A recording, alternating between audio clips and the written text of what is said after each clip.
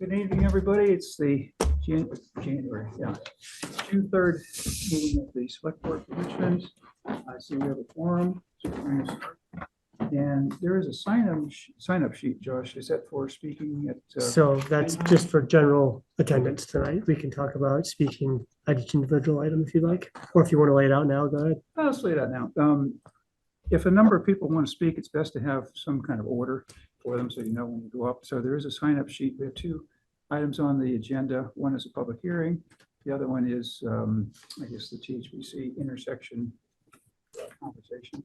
Right. Well, one is I think the parks question, and then one is THBC. The public hearing is actually related to the ordinance, which I don't anticipate much public comment on. Okay. And what we had talked about was going through having the presentation happen, the select board ask questions, and then if there's a number of people who would like to comment, if everybody raises their hand on Zoom and in the room, I'll keep a list, and then we'll kind of go through that and make sure everybody gets their time to comment. The signing sheet up there is just for attendance at the meeting, so if you're here, that would be helpful. But does that still work for you, Lisa, that I'll just keep a list at the end of each meeting? That works fine. Each agenda item? Give me a If nudge. people want to go back up and just put S beside their name and circle it, that means they want to speak, that might help you out. I don't know, I'd have to be coming back and forth. Okay, all right. It's probably easier just to be like, okay, Okay. Jack, Mary, Yeah. Jesse, whoever else up there, and we're good. Thank you. Forgive me, please. I'm trying to catch up here on, I haven't chaired a meeting before, so I'd like to do it right. I'm sure you'll tell me if I'm not, but I need an extra minute, I think. Paper copy? No, I'm gonna get the, Okay.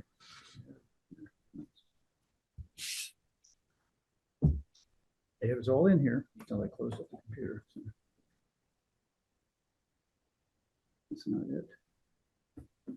Help me out on. You want that? Yes. It's my copy, so I might need it back, but I probably, you can actually I can call it up electronically too. Thanks. And then just don't forget, you know, like addition, welcome public Right, comment go through additions. this. I'll go get myself a copy of that, but you can have those. Okay, I probably have that one. I have that done. You got that? Okay, good. Sorry, welcome, just so I don't need to do that again. Are there any additions or deletions or modifications to the agenda that anyone sees? Oh, wait, you missed, sorry, you skipped over public comment and Mary's got her hand up. Sorry, public comment, Mary. Oh, yeah, it's hit and run. Thank you, Mary Hool here. Sorry. Couple of things. The folks that are doing the tree removal and replacement are doing a fantastic job. They're providing enough notice. Down by the cemetery on Cochrane Road, there's a sign, "Don't park here, trees will be falling." And I think the folks who usually park there will be appreciative of that. And the folks who are doing the mowing, it's Mow and Machine. Maintain. Mow and Maintain, they're doing an excellent job. They're being very careful. Yes, Duncan warned them. If they're being very careful around the plantings out front.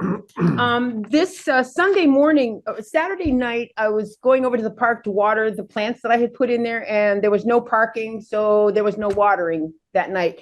It wasn't that there was no parking because there was a sign up, it's the park was totally full, and this is Saturday night.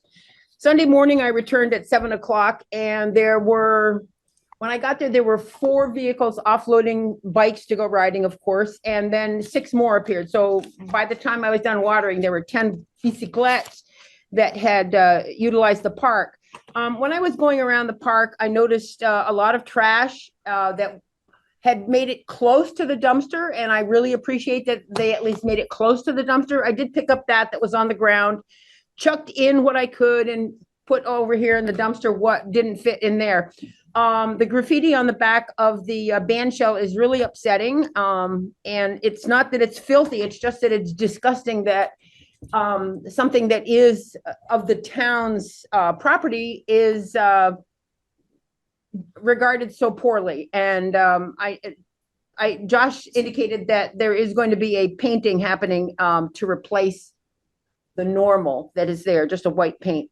And park use is just incredible. I met a couple at the park Sunday morning at 7 o'clock, and they were having breakfast, which was great. They're from Montreal. They had hiked Camel's Hump, which was great. They were enjoying the park, and they asked about the round church and would it be open on Sunday, and I said I didn't think so. But anyway, they were lovely people, and so it's not just bikers and hikers and folks that have kiddies over there that utilize the park that way, but folks from far away. And these Montrealers were just lovely and enjoying the atmosphere that Richmond provided. And I would like that atmosphere to continue. And that's why I brought to Josh the 2 diapers. I didn't bring him the diapers. The 2 diapers in the parking lot here in a parking spot. And the trash that was everywhere else that needed to be in the dumpster. Thank you. Thank you. Thank you. Yeah, I saw the pictures and I don't know. Good argument for a camera watching the parking lot. Lisa, there's a hand up. Jack. It's okay. Jack Lynn. I wish everybody would speak up. The only one I can hear is Bart when you talk. I can't hear you at all. If you Okay. just would speak up. You hear me? Of course I can. And the other thing I wanted to point out was the disaster of last 2 weeks ago meeting. You hired a lawyer for one purpose, to knock down the petition that was being put to you, to find out how you can do away with 300 signatures. And he was rude to everybody. He didn't want to be here. It was very obvious. I don't know if it was obvious to you, but it was obvious to everybody else in the room that, and we came in with signatures from 300 people in no time. And you people wanted to say, disregard it. And that's what the lawyer said. That's certainly the feeling I got. Thank you. So, Jack, just to clear it up, the attorney was not here for the petition. We didn't even tell him there was a petition. As So- soon as we were out there. That's actually not true. He was here for 2 executive session items at the top of the agenda that he went into executive session with. He really basically sort of acted on his feet, hearing the petition and the discussion. He acted on his feet after hearing the petition and the discussion and tried to provide some quick advice on that. And then he went about conferring with the select board on the 2 items that were on the agenda for him, which was 2 executive session items that were warned. And then I forwarded him the petition afterwards so he could take his time to read through it and provide an opinion on that, not in a rushed format like he was trying to do the night of the meeting. So just wanted to, if anybody else has something to add to that. Well, he was not here for the petition. He was here for 2 other items. Does that, yeah, You think he happened to be here for the petition, but that wasn't why he showed up, but Exactly. he was here for it. I would only add that we hired, in terms of that one person, he's one member of the firm. How many different members of the firm do we interact with? we interact with about 4 or 5 on a fairly regular basis, depending on the topic and their expertise. So I don't know if that makes it better or worse, that there's more of them. All 4 could have been here. And to be clear, it's on different specialties. There's like collective bargaining personnel, there's real estate. So that's one of the reasons that we engaged a firm with separate expertise within the firm versus one guy that you'd want to be the utility infielder, outfielder, and relief pitcher. Other questions? Jack, this is David. I just want to make a couple of quick comments. I think my opinion of attorneys is well known. We vetted this firm through a request, and we vetted many different firms. This firm has a lot of experience with municipal law. And, there have been a couple of points that have soured me, but overall, I'm very happy with the services they provide for the town. Thank you, David. Okay, hearing no other questions, I'd like to start on the agenda. There's a reminder that the, We're going to do additions, deletions. oh yeah, are there additions or deletions to the agenda? Changes? I think, was it? Item Q, we talked about Mhm. So that was put on the agenda. It's the update from Town Center and Library Building Committee. And consideration of approving an agreement with Black River Design for assistance to the committee. So after some discussion, it looks like we kind of, we're not quite ready to use their services going forward. I don't think we specifically need their exact services. So I think we will use them at some point, but the committee kind of has changed course, and we're going to grapple with the info we have for a little bit first. So the committee's withdrawn the request for that funding. That said, I think we can give an update on that, but it's not an action item anymore. I'd like to do an update, just Okay. partly for our own benefit and partly for anyone else that wants to know, but So I guess it would be an amendment, and we'll change that to an update, but it's no longer an action item, and there's no approval of a PO or anything. There's no money associated with it. that's correct. At some point in the future, we will need some kind of professional expertise, or maybe local, or maybe hired. To judge the pieces of the plan as they might come together, but we're not close to And the that. committee is just not there yet. Exactly, right, and I think we all agree on that. Thank you. I did want to update the board on what the Town Center Committee has been doing. I'll do that at item Q when it comes up, if that's all right. Okay. And items for presentation or discussion with those present. I don't think we have any particular. Well, that, now you go on to item A and do the agenda. Oh, yeah, okay. How would that work? So item 0, okay. Or item A? Yep. First on our agenda, reminder, the Planning Commission is having a meeting on June 5th, and Jolina Court is the subject. And the select board has been invited to that. Of course, it's a public meeting also, so we're by extension, you're all invited. But the Planning Commission needs to have some, I wouldn't call it consensus, but needs to know that the community is aware of where things are headed, where they're stuck, where they're not stuck.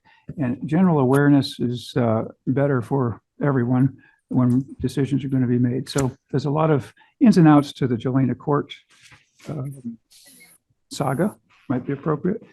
It's got a lot of facets. There's a lot I didn't know. I've learned a lot in the last year or so, and some of the history is counterproductive, I'd say. Maybe a nice thing to say.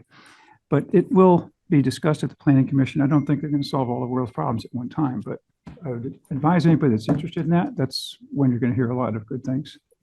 Mary? Very cool. Mhm. Question on Jolina Court. Barb, were you and David on the board when Jolina Court was approved in 3 phases? Boy, it seems like it was more than 3 phases. I know phase 1 is finally done, but it seems to me they were a 3-phase project that was way back when Mr. May was on the select board that we approved it. So what I remember is from the very beginning, I was on the select board when we were sort of attempting to motivate the previous owner to deal with the decrepit building. Yeah. So that's where I start. Like, for those of you who never toured it, you could go through and there's like, Mountain Dew bottles and Twinkie wrappers. Very clearly, adolescents and pre-adolescents were going through a building that was in the act of slowly imploding. There were literally unsafe parts of it. It was not a secure perimeter. It did not have a secure fence. So that was the source I remember. It was sort of a sketchy story back then. And the first sort of victory was getting rid of the decrepit buildings and then the brownfield. So I think of those as phases. And then there were several phases of zoning and then several phases, I think, of permit applications to DRB. Yeah, Which and I are thought there. the zoning change that we made for Jolina Court specifically, that area, the town Yes. through the select board had approved building phases 1, 2, and 3. So anyway, hopefully I'll get to attend. Thank you. Hi, Mark Fossil. I'm on the planning commission. I can, been on since Jolina Court started, and, it's been quite a ride, is right. But it has gone through several phases. It's gone through, several reiterations. The original phases were laid out, and those pretty much have gotten thrown out the window for the most part. And, a lot of zoning changes have been made to accommodate the development, changing, landscape of commercial development, those types of impacts have really hampered their ability to do any development. So now they're looking at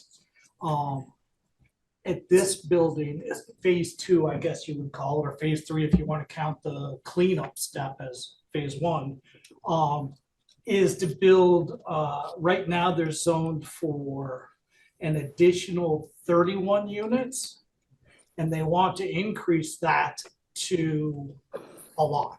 They'd like to have as many as they could.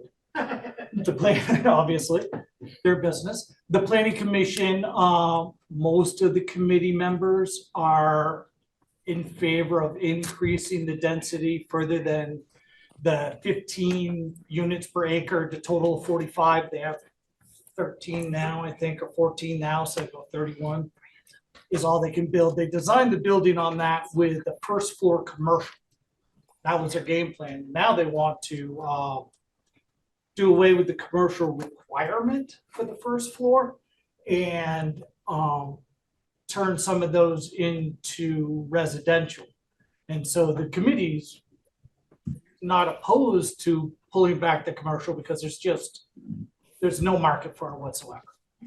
But then the question comes to how much do we change it again? Because originally that property was just zoned for like 50-50 when we first went through the processes, 6 years ago anyways. Now it's tapered back to just one floor, multiple floors of residential. And now we're at, okay, no commercial requirement, although they are looking at maybe putting in a laundromat, which would be awesome. Maybe a studio or some sort of small gym or something to particularly cater to their employees. Mark, don't tell everybody anything, everything, because then they won't come to the meeting. I'm Don't tell sorry. everyone everything because they won't come to the meeting. So little teaser. Oh, I'm and- sorry. Yeah, I am It's all right. running on. That's my It's all right. curse. I'm sorry. I apologize. To make it short, Yeah. I would really, really like to have some opinions from the community and from the select board come to this meeting and talk to us about how far we want to go in rolling back the zoning and giving them what they like. But Thank you. Lisa, a follow-up comment? Yeah. If I could. course. I think that's a really good description. It's, if you weren't here, it's hard to picture 10-ish years ago Mhm. that we were reluctantly accepting the idea it might not be 100% commercial industrial. I mean, because if you think of the, about 100-year history of the dairy and cheese factory, the largest employer in town for some period of time, Mhm. it was an economic engine. It was a major user of the water sewer system.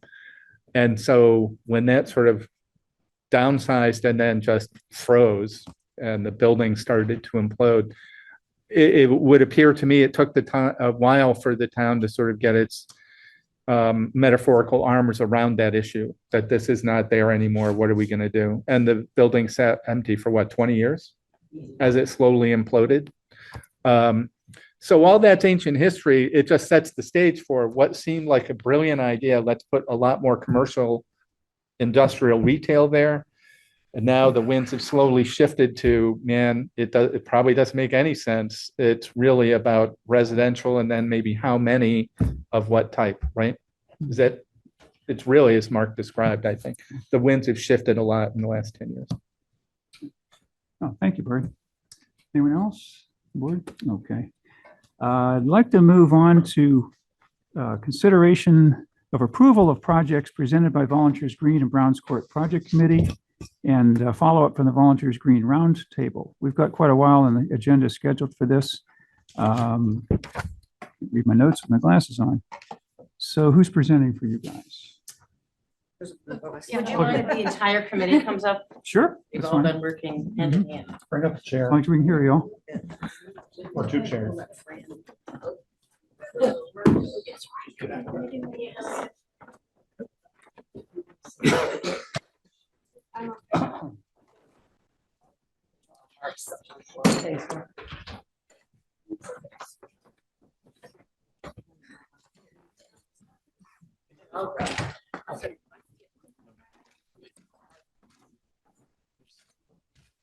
actually David's not here, so. Thank you.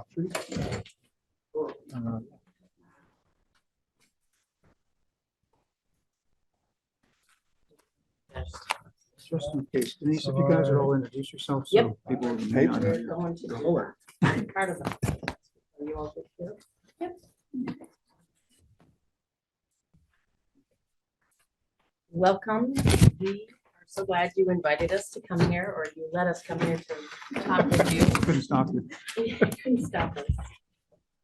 First, what I'd like to do is welcome our committee members. To my right, I have Miss Megan Andrews, Ken Drzeski, who is my co-chair on this committee, myself, Denise Barnard, Tess Stores, Jeannie Agner, and Fran Thomas. Tonight, we will be presenting to you 2 of the 3 parks that are located here in Richmond. We'll be presenting the Old Round Church Green and Browns Court Park. And at a later day, we'll present Volunteers Green. But right now, we're ready to go on these 2. So we thought we'd come before you and present on the 2. As I said, we are the Volunteers Green and Browns Court. And on October 16th, 2023, we added the Old Round Church. Again, the Old Round Church is just the green. It's not the sledding hill and or the parking lot.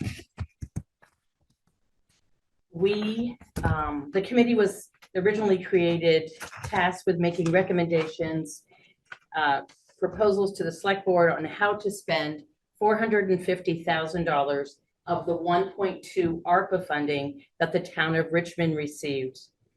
We were awarded, we were slated for $450,000 for improvements to the 3 parks. On August 21st, 2023, you select board appointed all of us. On February 10th, September 10th, the committee positions were all approved by the select board, a total of 7 members. Round Church Green was added on October 16th. And again, that's only the upper section. And in April of 2024, the amount allocated was increased by $100,000, resulting in total funds to be proposed $550,000 for the 3 parks. The 100, just for information, the 100,000 additional came, we had applied for a grant for the playground of VOREC. Is that correct? VOREC? Grant, and we did not receive it. We had put the $100,000 as a matching. We did not get it, so it went back in. Today, we bring to you our proposal. A little bit about what we've been doing. We have had 16 official meetings of the 3 Parks Committee, another one that was a roundtable with Volunteers Green. We have received over 700 emails. Different committees that we've met with is yours, Select Board. We've met with the Trails Committee. We've met with the Parking Committee twice. We've also met with the Recreation Committee, and I apologize, Jeannie, I don't even know how many times that you were there. Whatever meeting they 5 or had. 6. But that all happened between September 2023 and June 2024. We've had neighborhood outreach, which we'll get into later. And now I'd like to turn it over to Fran Thomas, who will be presenting the Round Church Green portion. Okay, as you know, I'm probably biased. Having been president of the Historical Society for many years, and the green, although it's not part of the Round Church, it's really an asset to the Round Church, having that green there. And the green has, in my opinion, been neglected. The town mows it. I get upset in the fall that the leaves aren't picked up and they're killing the grass. There's very little grass in some spots. Different groups have placed benches there, and I think one of the next slides will show that the benches get lichen on them, and I personally have scrubbed one bench. Every time I guided, I worked on it, but, and the Historical Society lights the Christmas tree. We were donated that tree, the Charlie Brown tree, and it wasn't really taken care of. So that tree is gone. The Historical Society is actually, we have contracted with Horsford Nursery to plant a replacement Christmas tree. The Historical Society, last year before this committee was ever formed, we decided that we needed a replacement Christmas tree. We won't be ready to take over the lights yet. It'll certainly look better than that. But when the tree is somewhat bigger that we get planted by Horsford, we will take the lights off the other tree and eventually probably take down the big tree in order to put the next tree in. Oh, get ready for a fight. All right, but we've been doing this. The tree that is lit now was planted a while back and was a replacement for another tree. So in order to anyway, that's another issue. But thanks to the work of the 3 Parks Committee and not out of the current ARPA funds, that we are allocated 3 declining trees were removed. 2 new ones were hopefully planted today. So there. 5 stumps were removed, and 2 of those were the result of, or 3 of those were the result, or 2 of those were the result of the town cutting trees down and just leaving the trees. The trees over time, power company might come through and cut a branch here and there. The town, if a branch falls, does something, but they really haven't been taken care of. So right now, the trees, except for the one next to the round church, which they found some disease, it's the nicest tree to look at. But that is something that we'll have to work with the town on what to do with that tree. So what we're proposing are right now are to add a picnic table. The picnic table on the ends, someone in a wheelchair can come up to it. At least one more new bench. In addition to the people that bike on Cochrane Road, there are people from town that walk, and you see them sitting on the benches. So it's not like we're doing this just for the bikers. This is really for Richmond residents. So and the picnic table and the benches would be mounted on a concrete pad. That makes it easier. That makes it more stable, but also it's a lot easier to maintain. Nobody has to weed whack underneath them. And so those are, as far as additions to the park, those would be the things that we would add. The tree company today, when they ground the stumps, they're not in the business of seeding. So so those areas where the stumps were, there needs to be more fill and grass seed. There's some sinkholes where trees were and cut down years ago, and you don't necessarily see it from a distance, but if you're walking, if you step in one, you definitely know that it's there. There's not much grass in certain areas on this end of the park. So we do have a bid, and it's the only bid from Mow and Maintain to take care of all that. Reseed where the stumps are, bring in some topsoil where there's very little grass to improve the looks of the park. The other thing that was done gratis was Mansfield's monuments, cleaned the monuments, and Megan can talk a minute about that. Why don't you do that, Megan? Yeah, I reached out to 3 different companies. and one immediately got back to me, came out, looked at the monuments, and happens to be married to Sergeant Jamie Gray's sister, who Jamie Gray, if you don't know, died in Iraq.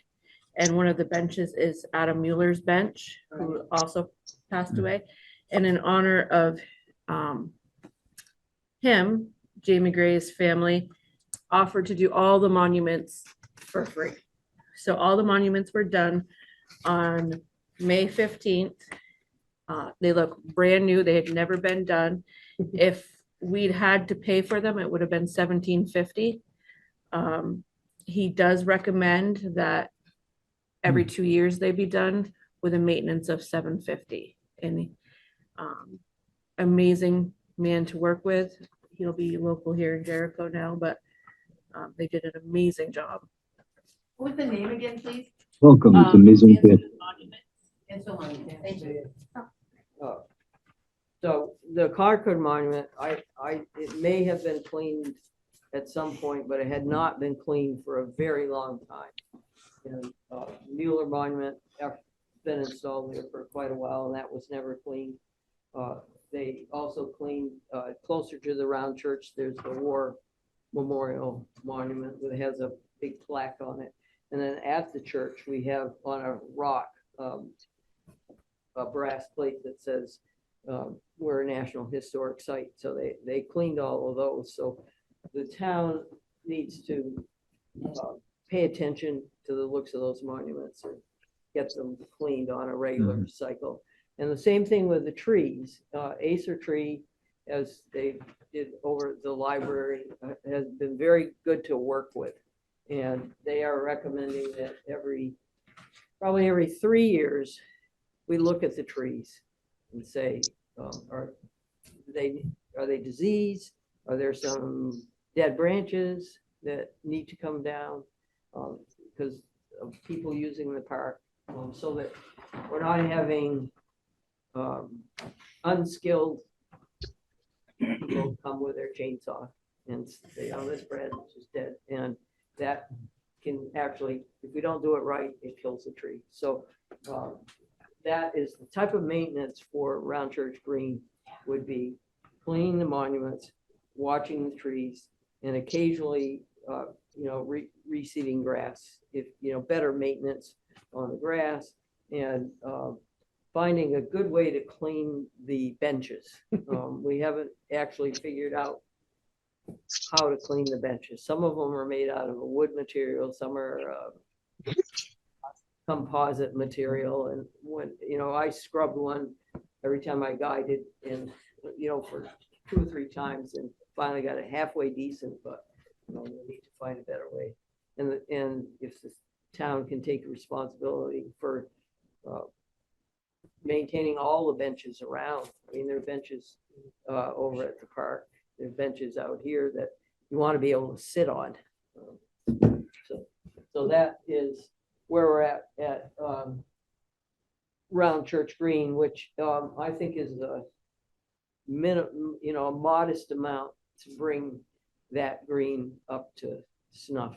And when people come to the Round Church as tourists or their weddings, they end up on the green to take pictures.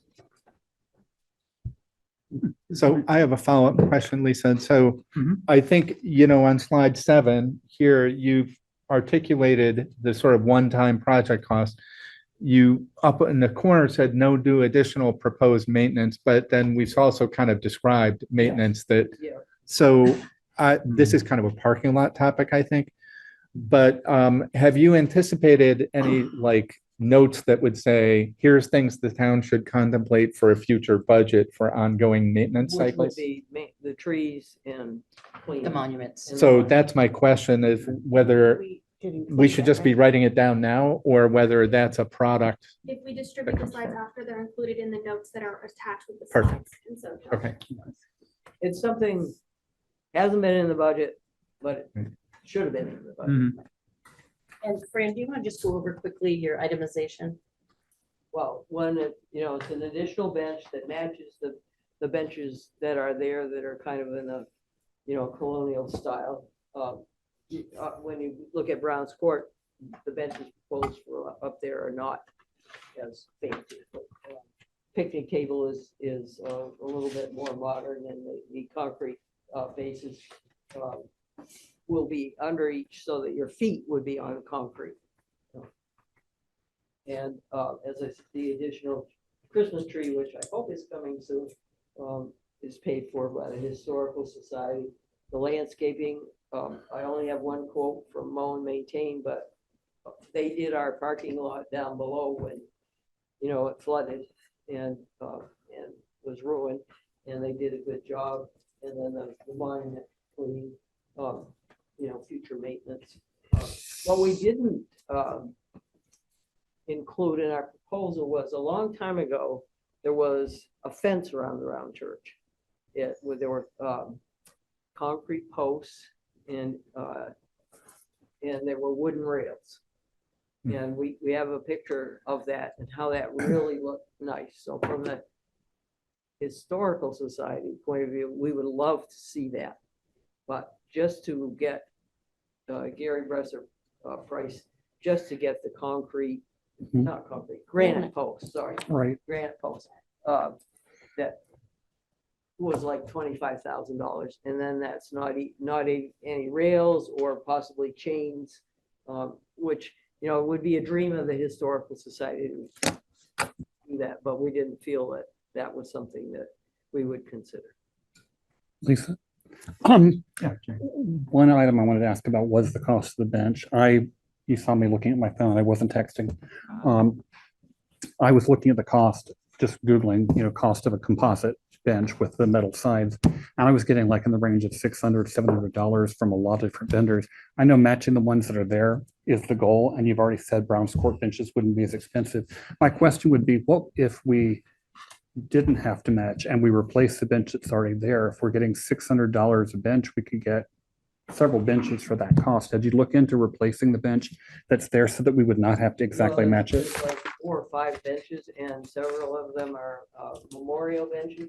So it's that for that sense, you don't want to replace a memorial bench. They're all from the same company. Okay, This is from the same company. And so that's the deal. it's, Okay. yeah, EPA would. It's Yeah, sort of, something. we have, they're not very bright right now, but the light posts out here. Mm-hmm. And when we went from street lights to Post. colonial lights at the round church to keep that's what we're trying to do, is sort of keep that area. Historically characteristic of what it would have been, say, 100 years ago. Right. And I think there's value to that. I mean, because we have a Historical Society, Club for the Historical Society, paid for one of those light posts. And we are actually paying for the electricity for those lights. It's coming through our. Thank you.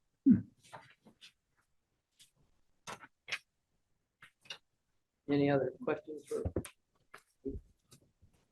Now, our question is, this is our presentation on the old round church. Do you want to hear Brown's Court and then talk, or do we want to do one separately? How would you like to do this? If I may, Madam ahead. Chairman, it might be interesting to ask the audience if anybody has any questions specific to the round church. That's a before we- good point. Keep it to the particular topic. Does the audience have any questions on what's been presented so far? Just a comment.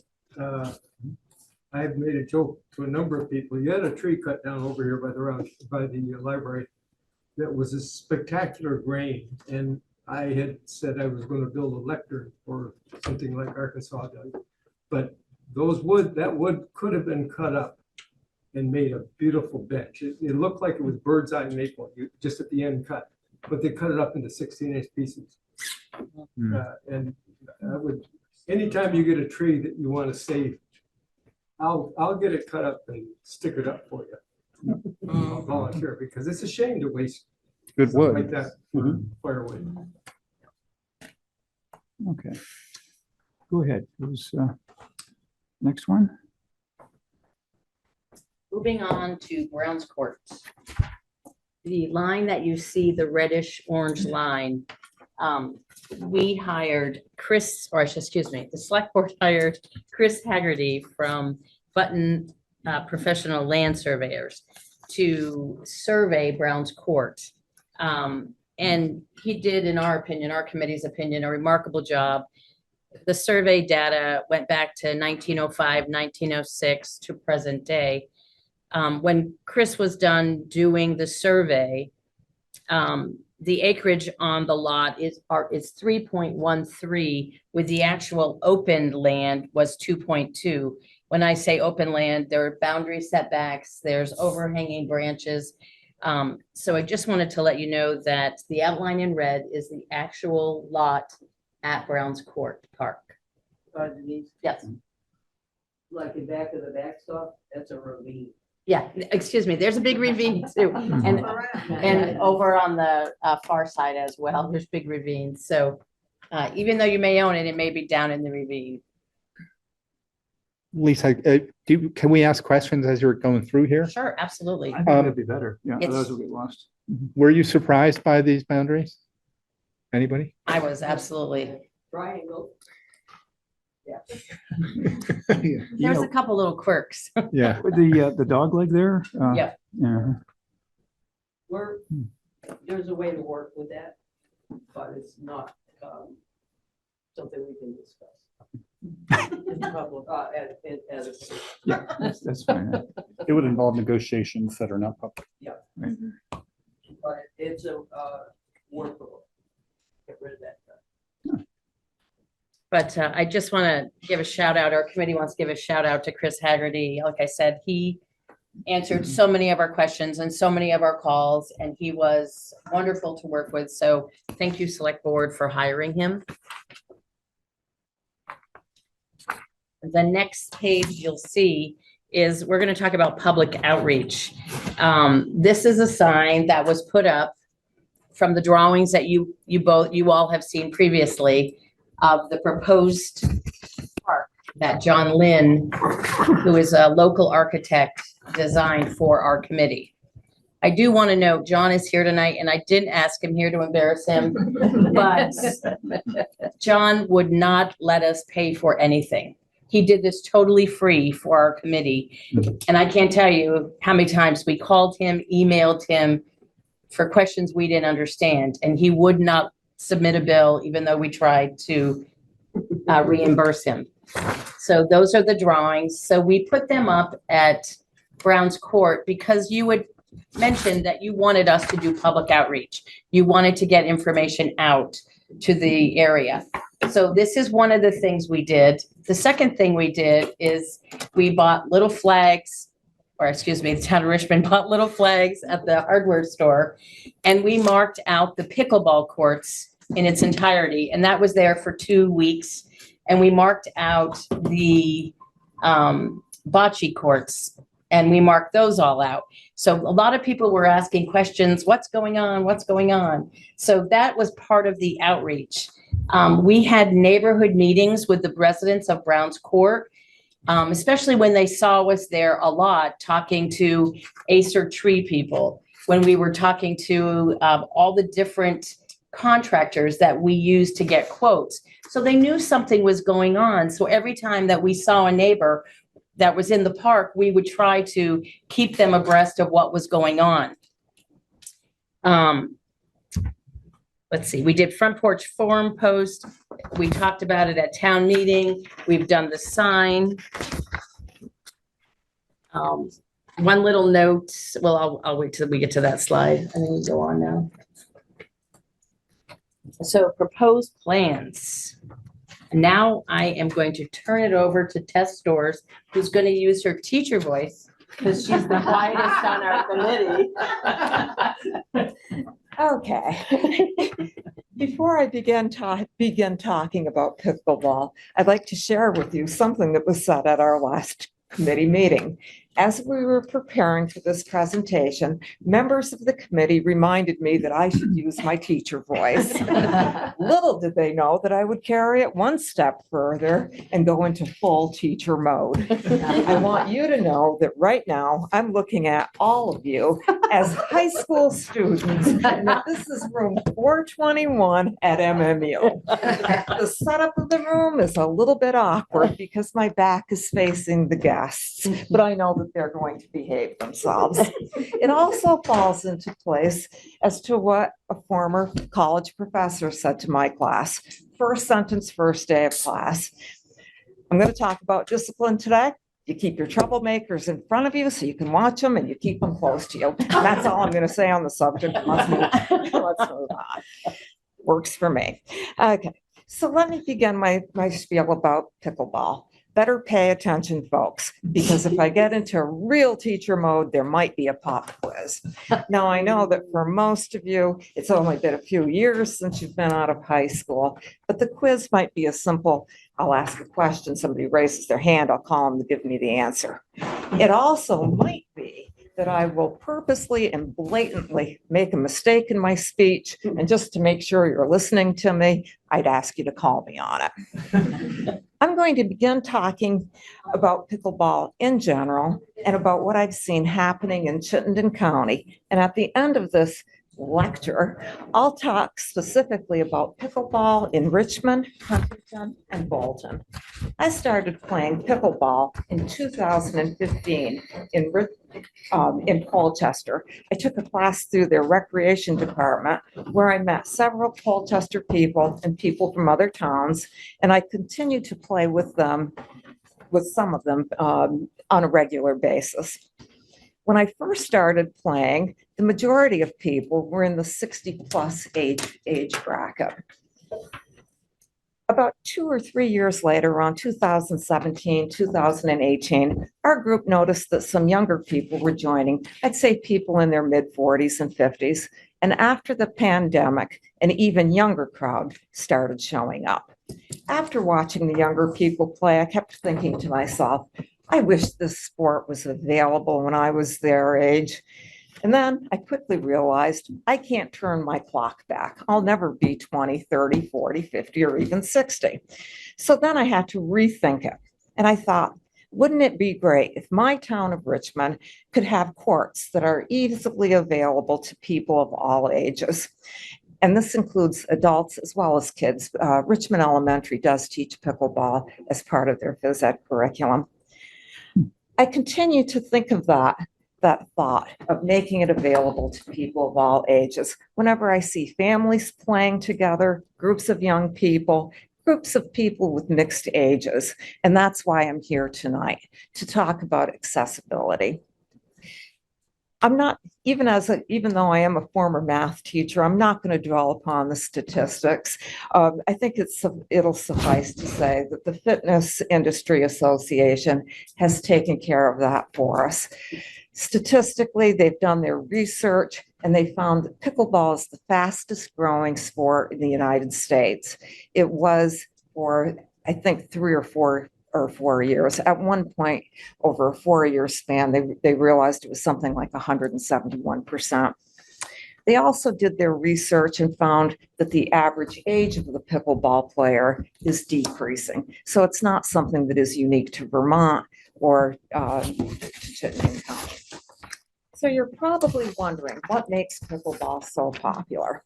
Well, for one thing, it doesn't take long to learn the basic rules, the skills of the game, especially if you're familiar with games like tennis, badminton, ping pong, racquetball. Learning to keep score, refraining from volleying while in the kitchen area, and the 2-bounce rule are 2 examples of basic skills. Well, I just noticed. I gave you a visual. I counted off 3 basic skills, and yet I refer to it as 2. But I'm in a good mood tonight, so I'm giving you a pass on it. I'm saying these people are so polite that they don't want to point out that an old math teacher can't count. So you're off the hook. But while I have your attention, I do want to point out I do want to point out something that is very common in pickleball. What I would like to do is have you remember that what makes pickleball unique is that pickleball players tend to form large groups. They also do something called open play. When I say large groups, it could be 12, it could be 15, it could be 7, okay? The open play simply means that you try to mix up your groups. You're not playing with the same person all the time. You're not playing against the same opponents all the time. This ensures that everyone who shows up and who wants to play pickleball has an equal opportunity to do so. It also means that age, skill level, gender, and notice I didn't use the word sex because if you're high school students, that would set you off and you've been paid for the rest of it. So it's not, so those don't, that's not criteria for determining who wants to play. One thing I want you to get from this paragraph that I just read is that open play, larger groups. So what are the benefits? I'm going to list 4 benefits, okay, but I'm going to clump 2 of them together because they are typical of every sport, not just pickleball. The first one that I'm going to mention is physical. The second one that I'm going to be talking about is going to be relieving emotional stress. All sports do that. The physical part, you're moving, you're exercising, you're burning calories. I often wear my Fitbit, and I'm often surprised while I'm playing pickleball, and I'm often surprised at how much time I am in that high calorie burn. As far as the emotional stress goes, we all suffer from some stress at some point in our lives.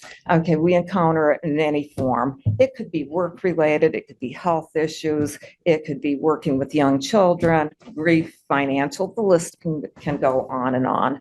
Any sport will help you to relieve that stress.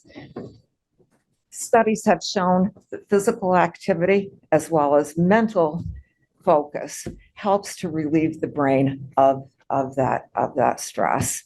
Too much stress on the body, not good, not good. The other 2 benefits are the mental benefits as well as the social aspect of the game of pickleball.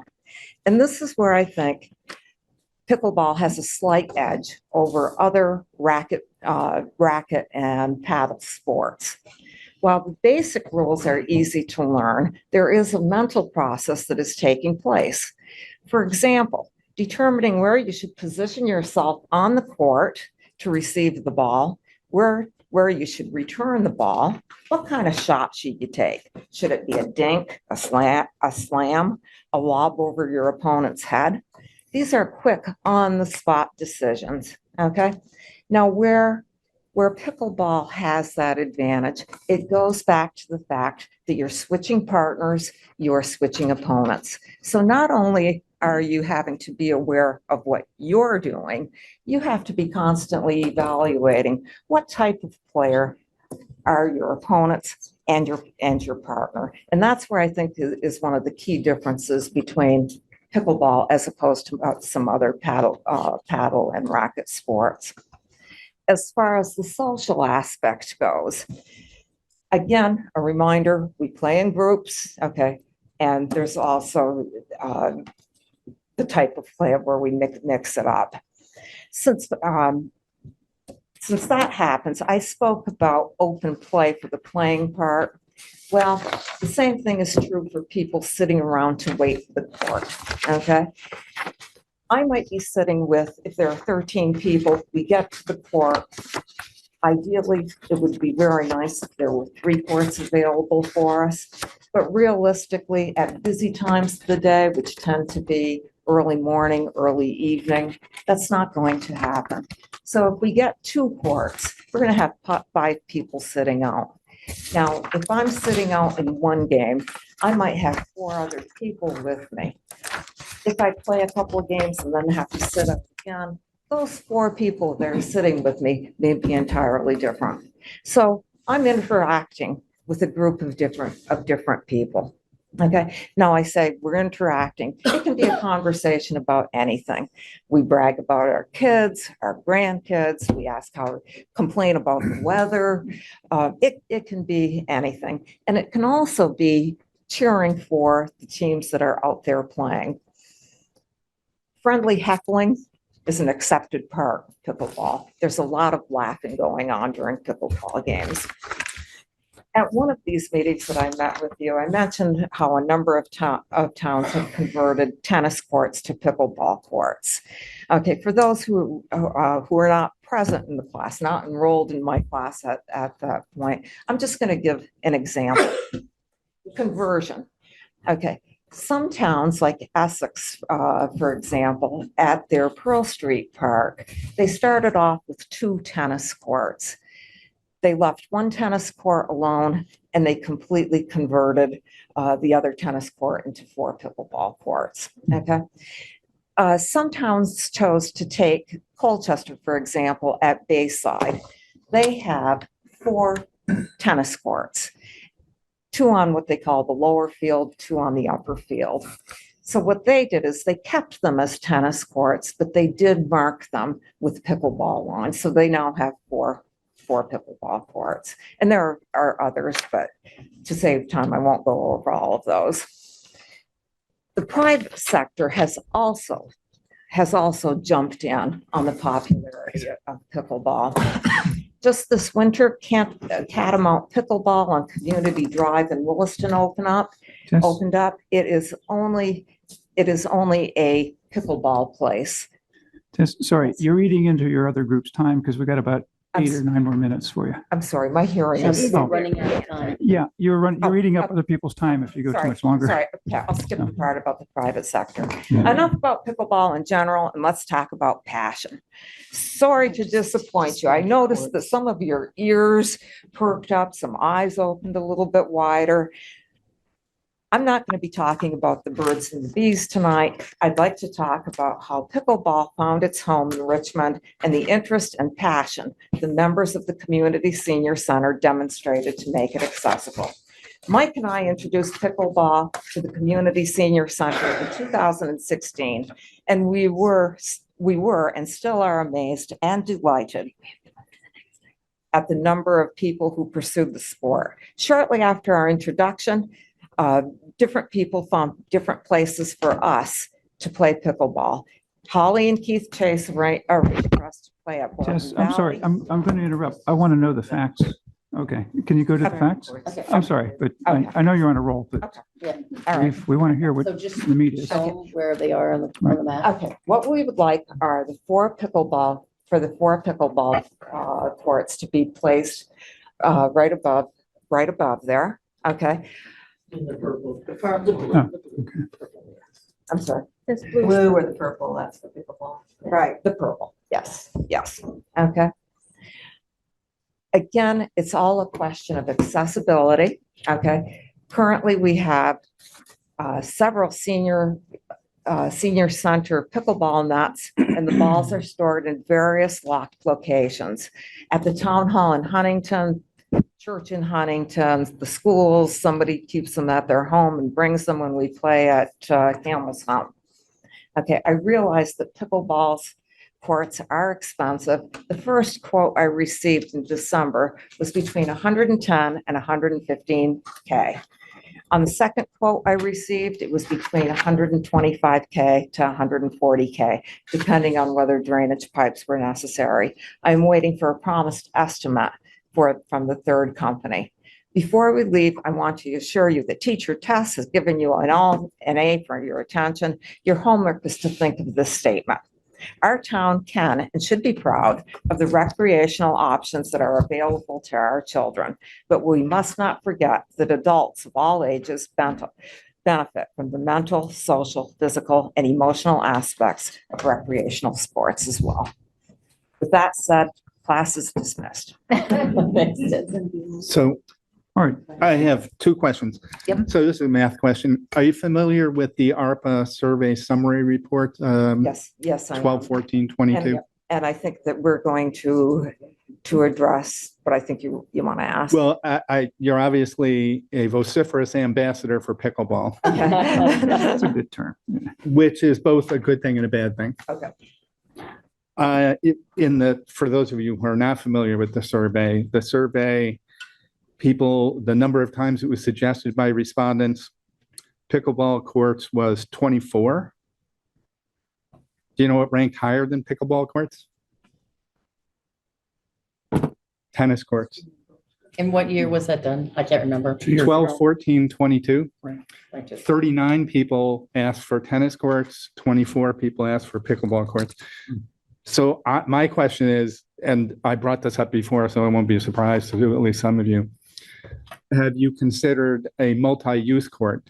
Yes. And I recognize if you're a pickleball fan, you think pickleball is great, all the advantages of pickleball. Not everyone thinks pickleball is as great as you do. And the survey suggests that other people thought tennis was a higher value than pickleball. And basketball was not far behind pickleball. So I'm just wrestling with how you balance those different things with this proposal, because I see pickleball, but I don't see any of those other things mentioned. Can I respond here? So we did have heavy discussions on and got pricing for multi-use courts, and they were twice as much in cost. And with the way that we have to split money, that became a factor. Secondary factor became how that would be navigated, and having a staff to do that would be necessary in order to take down, and that's what we were explained with these multi-use courts, is to take down the netting would require somebody who has the knowledge of how to properly store those so that they don't get ruined. That's what the experts explained to us on these multi-use courts. So I'm telling you what we were told. I can't comment to anything. And one other note, one other comment on that as well.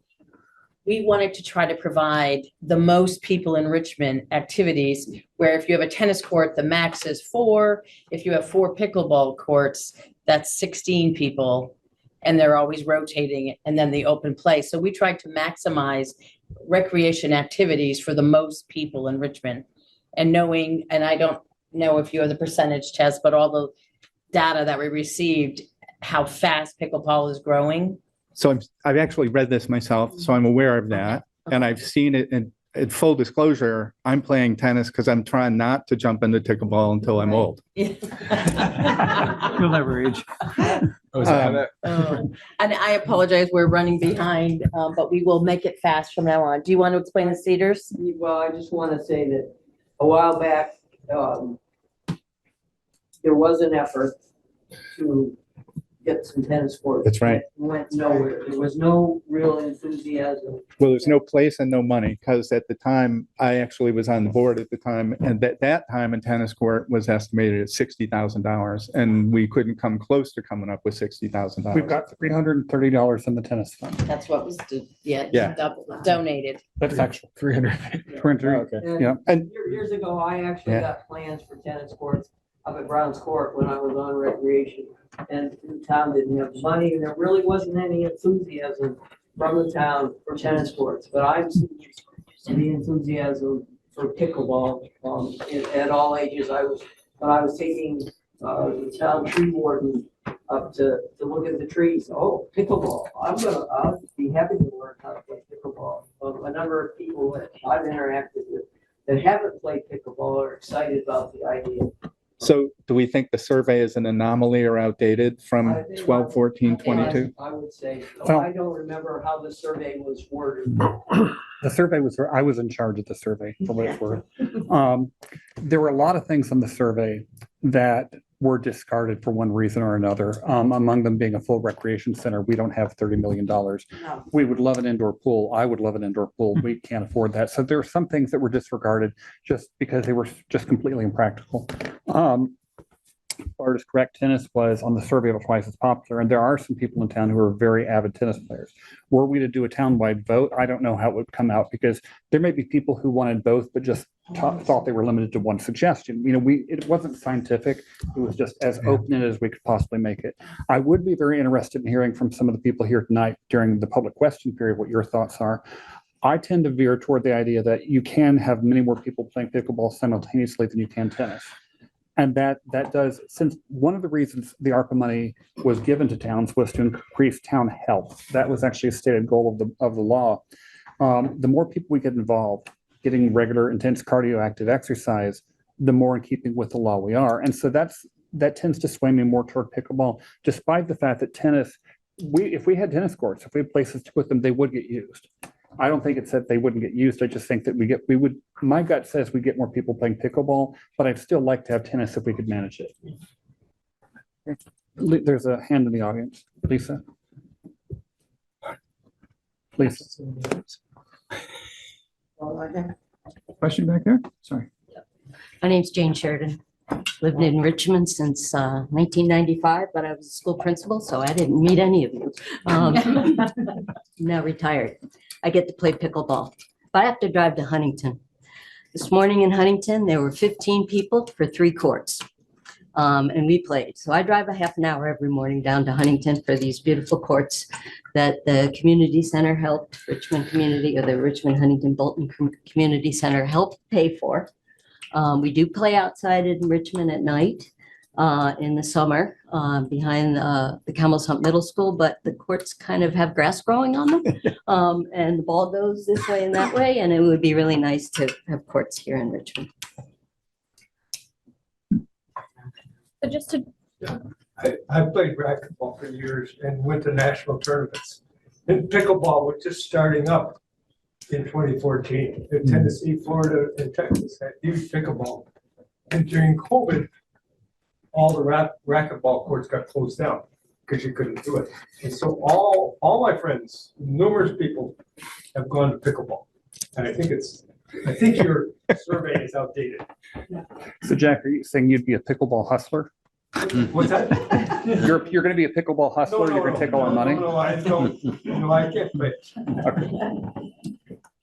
Do you mind if we continue? How long do you need? 10 minutes. Can you do it a little bit less? I mean, we're gonna be Okay. here late. We'll do it quick. Yeah, and that's what Fran was going to address next, was the cedar trees. Pickleball is, where's that down the.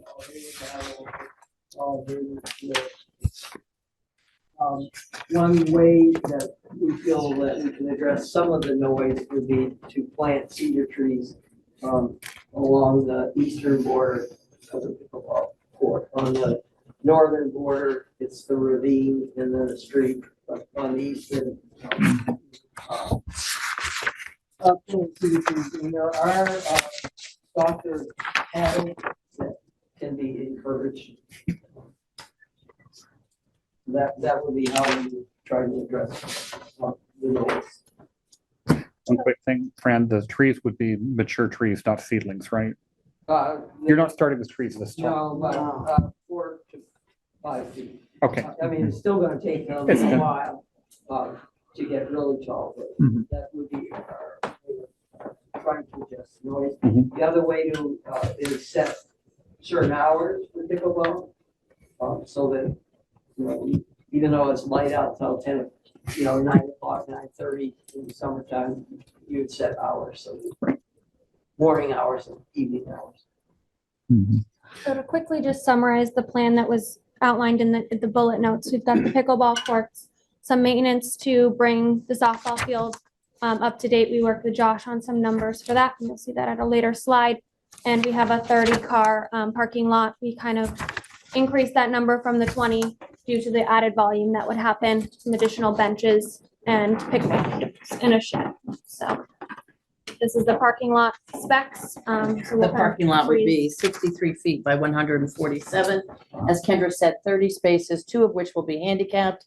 And that's where you would come in. It's repairing the former parking lot that was there in all the overviews that we had, that John presented. And skim through, we've got pictures of the benches and the tables and some signage that would be added to this.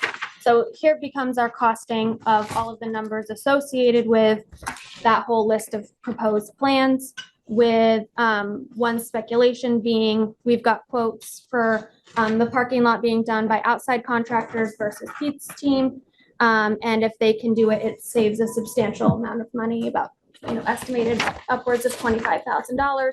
We know that his crew doesn't have time this year, but depending on how this all gets planned out, next year would be perfectly, we would have then other items potentially done first and have that be the last item to have it all be a well-rounded park.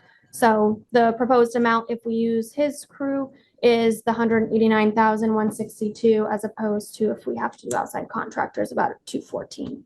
And if you see on your documents very quickly, we thought we had an hour, we apologize. Bocce courts, we did tons of research on it. We had two very contentious meetings ourselves amongst us that, because we wanted to leave some money for Volunteers Green. We have no idea what we're going to be able to do, but we know we need a new playground. If the playground goes up on the plateau, it's going to need a fence. So we know we needed to leave some money. So that's why we pulled out the bocce courts. And we were hoping maybe phase 2, maybe a fundraising project, whatever. So, but it was a couple rough meetings getting to that point. So we won't talk too much about this maintenance, but we do have the added question of you all gave to us about new proposed maintenances in here, as well as continued maintenance as we outlined for our church.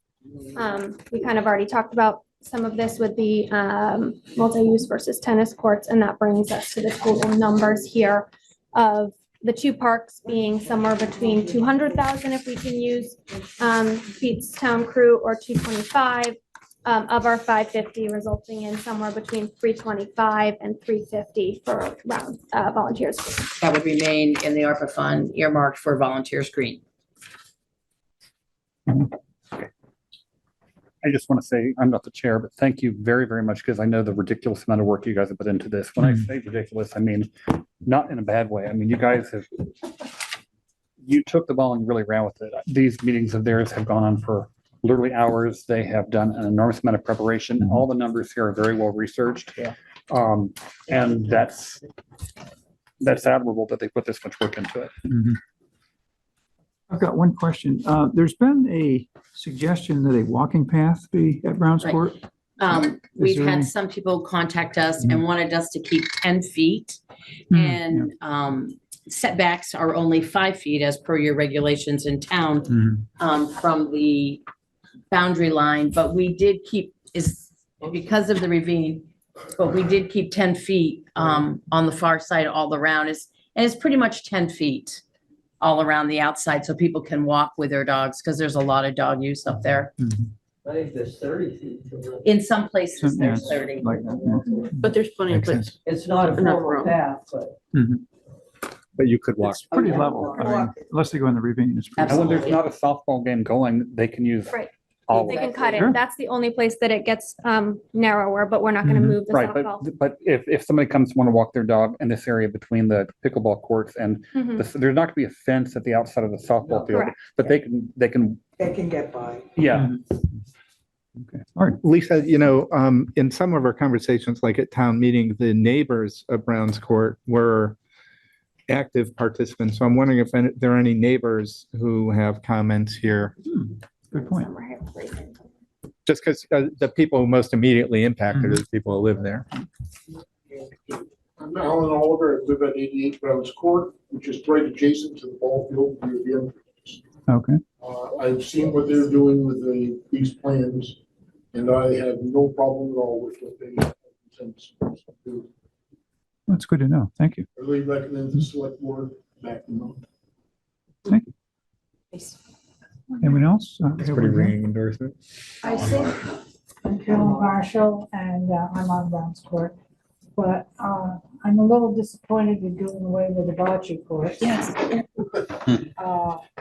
The thing is, you're putting $349,000 into the Volunteers Green for a path that's probably not be there. We don't know We if we're don't have gonna any do that. proposed plans. Yeah. yet. Right, I'm not aware of a path. There's been a request or two for a path. Many different No things. plans. Just to clarify, we're not saying that we won't come back with a bocce court. We just don't want to have already earmarked all of the money and then not be able to do whatever it is we're talking about. Nothing is being voted on Volunteers Green today. but it could come in our round 2 of our plans if the funds are there. So I don't want to say it's not gonna happen. We just couldn't comfortably bring it to today's meeting. With the numbers. And the decision for bocce was the 7 of us or 6 of us. But it's ultimately their decision. No, seriously, it's ultimately your So if they decision. decide they want, they certainly can decide that. That's not. Okay, what do you think? Volunteer screen is so much in limbo. Yeah. We have Right. no idea where we're going with volunteer screen. So we need to save money for volunteer screen and who knows Yeah. what we're gonna do. Honestly, if Volunteers Green is underwater a lot more times, the future is really murky with hurricanes and so forth. This might be it for a lot of people most of the time. So we've got a lot of what those people would need. Not everything, but a lot. Yeah, I'm not averse to the bocce court. I often am over at Oak Ledge Park, and it's a rare sunny day that there are not people lined up to play. One thing that, Kenny, I'm sitting over in your seat now, having said Glasses. that, is the implementation. This is our recommendation. We've gotten quotes, but when you actually come to implement it, we are not the ones that are the implementers. And it needs to, should the select board decide to move forward in this, there really needs to be somebody that manages the project. And in order to comply with all town purchase order requirements, it's like, we're really gonna Sure. you have to redo all these quotes, so. This is- I just want to note real quick, we have Yes. 3 hands in the Right. Zoom. Yeah, I want to let Fran finish. Okay, and then sorry. Anyway, this is a starting point, and hopefully it'll improve going forward, but then there's really another step on how Oh, we yeah. get stuff. Sure. We've got people on the Zoom. Who's top? Oh, Martha, I recognize you now. Go ahead. Thank you, Martha. And I have a couple of comments, and it's already been commented upon, and that's the bocce court. I think that that is such a precious thing, especially for the group that I work with, and that's the seniors. We play bocce on the grass there on Brown's Court, and it would be so wonderful to have a real bocce court. The other thing is that, yes, the dogs do come up. It is a dog park. They poop on that open field, and it's if we could ever do something about that, that would be fabulous. But I don't know what we can do about that. It's an Thank you. ordinance. Well, Thank they're you. obligated to clean up after Right, themselves. right. Our park ordinance They leave specifically. it there. They leave it there. One of the things we were going to talk about in signage was certainly some more of the signs that are there, putting all the. It's in your And more than anything else, the little A lot poop of- bag station, that's more effective, I think, because when you give people an easy out to comply, they will, usually. They Okay. have it. It's actually there, and there's a place to put the poop, a garbage can, and the bags. It's all there. Okay. All right, thank you, Martha. Morgan? Morgan Wolliver? Still there? You're muted, Morgan. Unmute. Oh, Okay. Well, Jean's iPad has to speak then, and you're muted. Jean Ann Haskin here. I just wanted to agree with Martha. A lot of the people that I spend time with were really looking forward to that bocce court. And so I really think you should reconsider. What's the cost for the bocce court? Is it really that much that we can't afford to do it all at once? The bocce with the 3 items that go with it is 33,000. I mean, really, in the scope of everything, just $33,000. Spend it, put the bocce court in, and let us seniors who have a few years left to our lives to go out and enjoy bocce. Yes, thanks, Mark. Okay, thank you. Who's, John Cart? Go ahead. Hi there.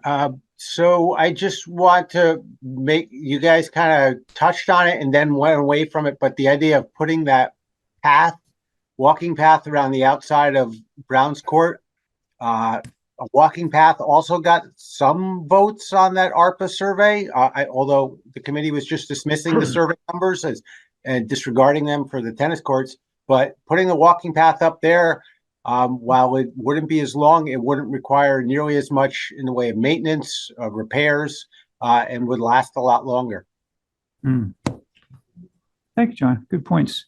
Morgan, I'll read this out loud for everybody. I think he's unmuted. Oh, are you unmuted now? Do you want to read it yourself?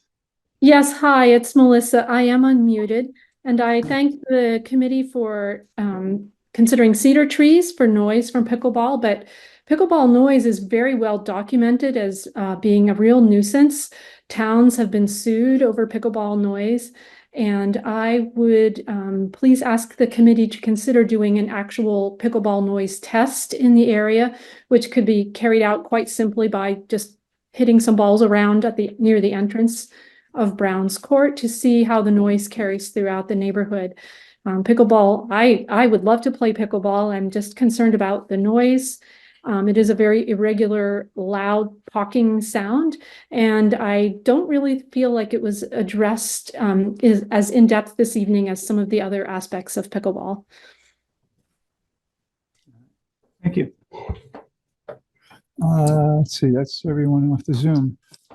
Questions from the audience? Yes, can't see your hand. Hi, Jessie Heiser, and I'm here to ask the select board and the State Parks Committee to include in their plans for Brown's Court an accessible path. People throughout town have been supportive of an accessible path, but many have asked that it not be constructed in volunteers green because of environmental, economic, and flood resiliency issues. And a number of people have suggested, Brown's Court for that. And it seems that, given the 10 to 20 foot boundaries that are indicated on the plans that are posted up at Brown's Court, that with slight adjustments to the types of recreational facilities that want to be put there that have been outlined, that there's room given those boundaries, and that if there's a high priority placed on having an accessible path, that this location at Brown's Court doesn't have the controversies and the complications of paving in the floodway. Okay. I would just like to agree with Jesse. I think a path, I was saying earlier about health, a walking path. I mean, I walk a lot, but I don't like walking in traffic. And if we could get an accessible, well, no, I was actually going there. Accessible is the key.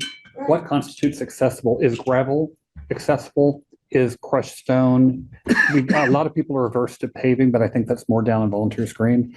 I have no idea how much it would cost to do any of these, but do you guys know what would constitute accessible? Paved or crushed. But now you got the sure pack. Sure pack is what people have mentioned before, right? The length of a path, I forgot what it would be, but it would not be a very long path. But it would be better than having no path. But again, at this point, that would probably come under next step. Until we know how much is left, right? There's probably, I might love to have a path in Volunteer Green. I can read the handwriting on the wall and it's practical, so there'll probably never be a path in Volunteer Green. But we still have a lot of unknowns as to what we're going to do with Volunteer Green. So to commit to a path up here right now, I think is. Yeah, let's definitely keep that on TBD, part two. And people can. Right, but it's just, the accessibility is really one of the key issues that I've heard from a lot of people. All right. So maybe in the to be considered, sort of on the cusp, would be the 2 bocce courts and a possible sure pack path on the perimeter. And then they could be like a la carte items. If we want to add this, about how much, if we wanted to add that, about how much. So you got a hand up and a hand up there. Oh, yeah. Can't read the name. Okay, Mary, go ahead. Hi, Mary Claire Carroll, and I live at 88 Browns Court with Alan Oliver, and I've walked that circumference many times of that park, and I'm a big user of all the trails around the town. Accessible usually is SurePack. It's also often a boardwalk type thing. But just to give you an idea, for many of us who live there and like to get a little extra walking, and when we walk the circumference of the ball field, it's about, I consider 4 loops around that ball field a mile. I think it's about a quarter of a mile to loop around. So that gives you an idea of what the path would be like. It really would be no longer than a quarter of a mile around that ball field. I hope that's helpful. It is, thank you. What, any other questions from the board? Oh, sorry. Go ahead. I'm Megan Andrews. I just want to point out something. We're trying to earmark money for volunteers green, maybe cut out the bocce ball, not cut it out completely, just set it aside. We wanted to represent all age groups, you know, and pickleball represents one age group. And as much as I love everybody and the seniors in town, we have the bocce ball that tends to be the seniors, but we still have our little kids for the playground. We still have our teenagers maybe for a basketball court, which we had nixed up here because there's one at the middle school. Unfortunately, no, we can't play at the middle school during the day, during the school, only on weekends and nights if nothing's going on. So I just want to keep that in mind. That is why we're trying to leave such a big chunk for volunteers green, because we don't know what's coming down the pike. We don't know what we're going to do. There's pavilions, there's cross ties on the band shell. There's so much up in the air, and we don't want to cut anybody out. And that's why we're trying to leave some money in that pot. And if anything, we can always take that money and go back into bocce ball back in, or something back in up there. Right. In the future, it's easier to put something in that's not there now than it is to take something out because it's in the wrong place or too big, too small. It's also possible that bocce courts could be built by volunteers. I wondered, it seems to be the least obstruction that could be there. So the question is, how much do you want to maintain? Things that are cheaply built by volunteers cost more to maintain. And how often do we want to replace them too? Because they will suffer that. Okay. So I'm guessing Martha, closing from our committee, or Martha, you want to go ahead? Yeah, I have one more comment. I have walked around Volunteers Green with my cane, and I have pushed my little walker around Volunteers Green. I mean, I'm sorry, Brown's Court. I said Brown's Court. So the grass is not that prohibitive for at least the level of disability that I've had. I don't know about wheelchairs, but it's certainly, I've been able to get around there without having any pavement. Thank you. Jean, your iPad wants to talk? Yeah, I just want to add one more comment about the bocce courts. As much as I would love to play pickleball, my knees and my back and my hip don't allow me to have the mobility to do that. But I would love to be able to play bocce, and I love to play cornhole. So putting in a pickleball court, while it's going to benefit, people who are physically able to play it, what about those of us that can't play pickleball? I think we really need to have the bocce court in there too. That's my 2 cents. Noted. All right, where are we? We do need to move along. So what's next on your presentation? Have you done? Our presentation is complete. Okay. Here's the screen. We asked for 2 motions tonight, one on Round Church Green and one at Brown's Court, with either one of those numbers at the bottom, so that we can get going and at least get some of the projects started and completed, leaving the $349,864 in the pot for Volunteers Green. What's the board's wishes? So I'll tell you mine. I find that the Round Church Green is really easy. I'm going back and forth about Brown's Court and Volunteer Green. Sort of like if you're building a house, well, you're going to put all your money in the kitchen, and you don't yet know what you're going to do in the bathrooms, I'd kind of like to see the kitchen and bathroom together, that volunteer green and Brown's Court together, because we've talked several times tonight about if it doesn't fit here, it could go there. If it doesn't fit there, it could go here. I see that as more of a package deal perhaps than the round church green, which I think is more isolated unto itself. So my inclination is give a green light, approve the round church green, but a yellow light and pause on Brown's Court and deal with Brown's Court and volunteer green together. Because I think there are trade-offs between the two of them. And without seeing the volunteer green proposal, I don't know how to judge some of the Brown's Court elements. Bard, with all due respect, we have met over 18 times. We have gotten so much research. We have talked to so many vendors, almost on every single project. We've gotten over 3 quotations. We have done our public outreach. We've done what you asked us to do. Yes. We would like to get started. We have put bocce aside. We've put the path aside. We'd like to get something done. We've been at this for almost over a year. I understand where I'm at. I've been going to volunteer green for 30 years, and I'm not sure I understand why this month versus next month makes a big difference. I think there are compelling issues at Volunteers Green that are either going to consume more money or less money. And that's just my personal perspective. I see the trade-offs between those two locations, and I'm hard pressed to understand today the intersection because we don't have any volunteer green details, right? No, the planning commission has started to talk about it, or Virginia's started the town planner.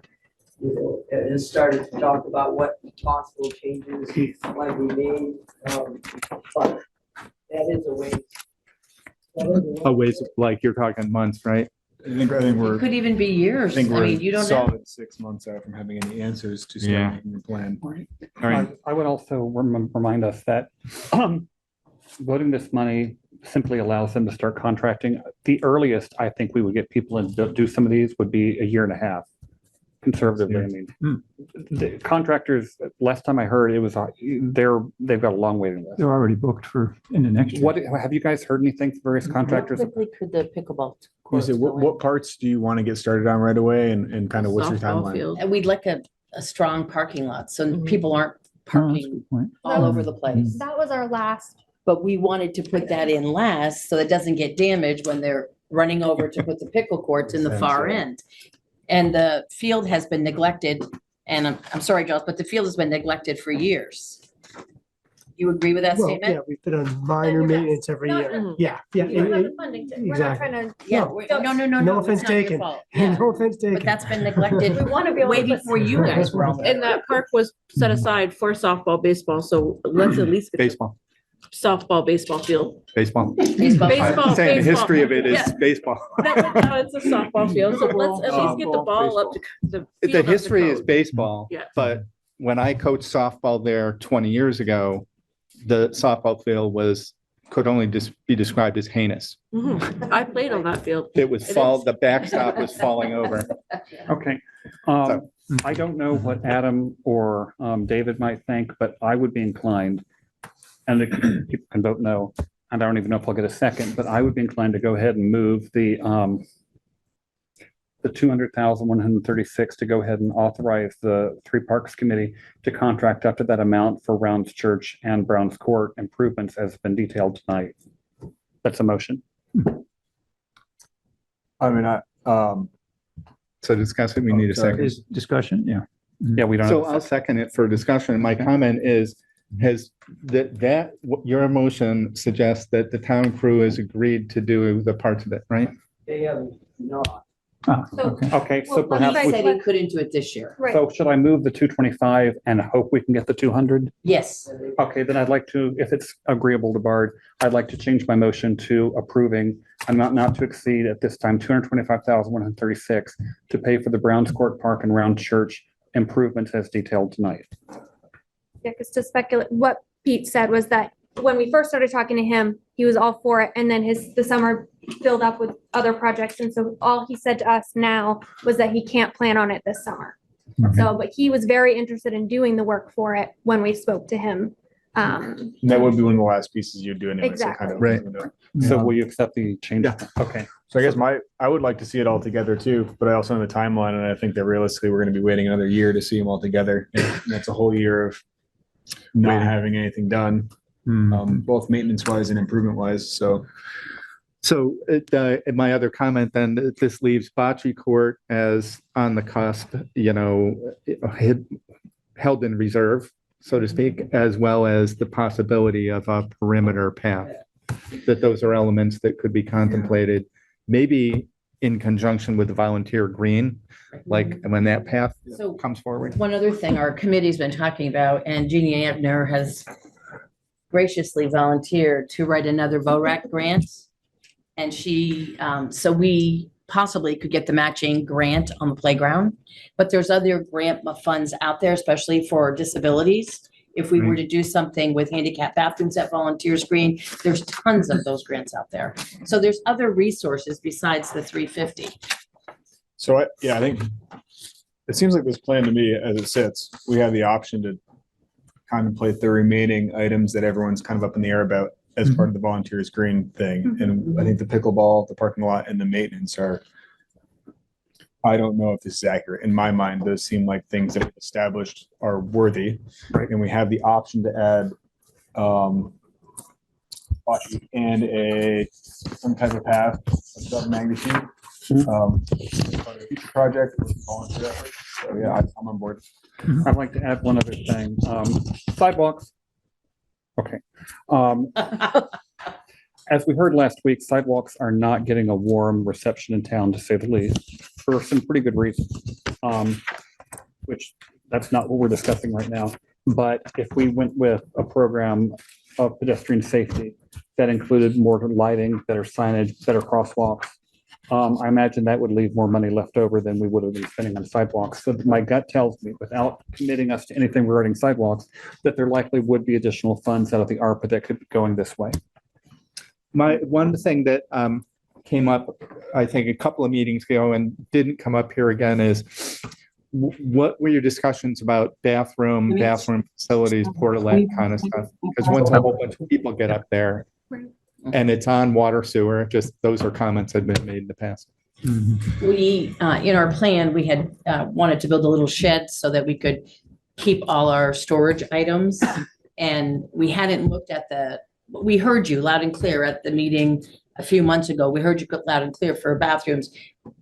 We were excited that we got a handicap portalet this year. So, but so, the first step to see how they go and then, How they're maintained, we had concerns about if we put a bathroom up there, would they remain clean? Would they be trashed? And so we sort of wanted to see what happened with the portalet up there and how it was. Let's get a track record and establish a need. But And if then there were decide if we additional should go with, funds, like Pete suggested, a bathroom trailer. yeah, they're a or little fancier. Yeah. So maybe that's a third on the cusp, like, Awesome.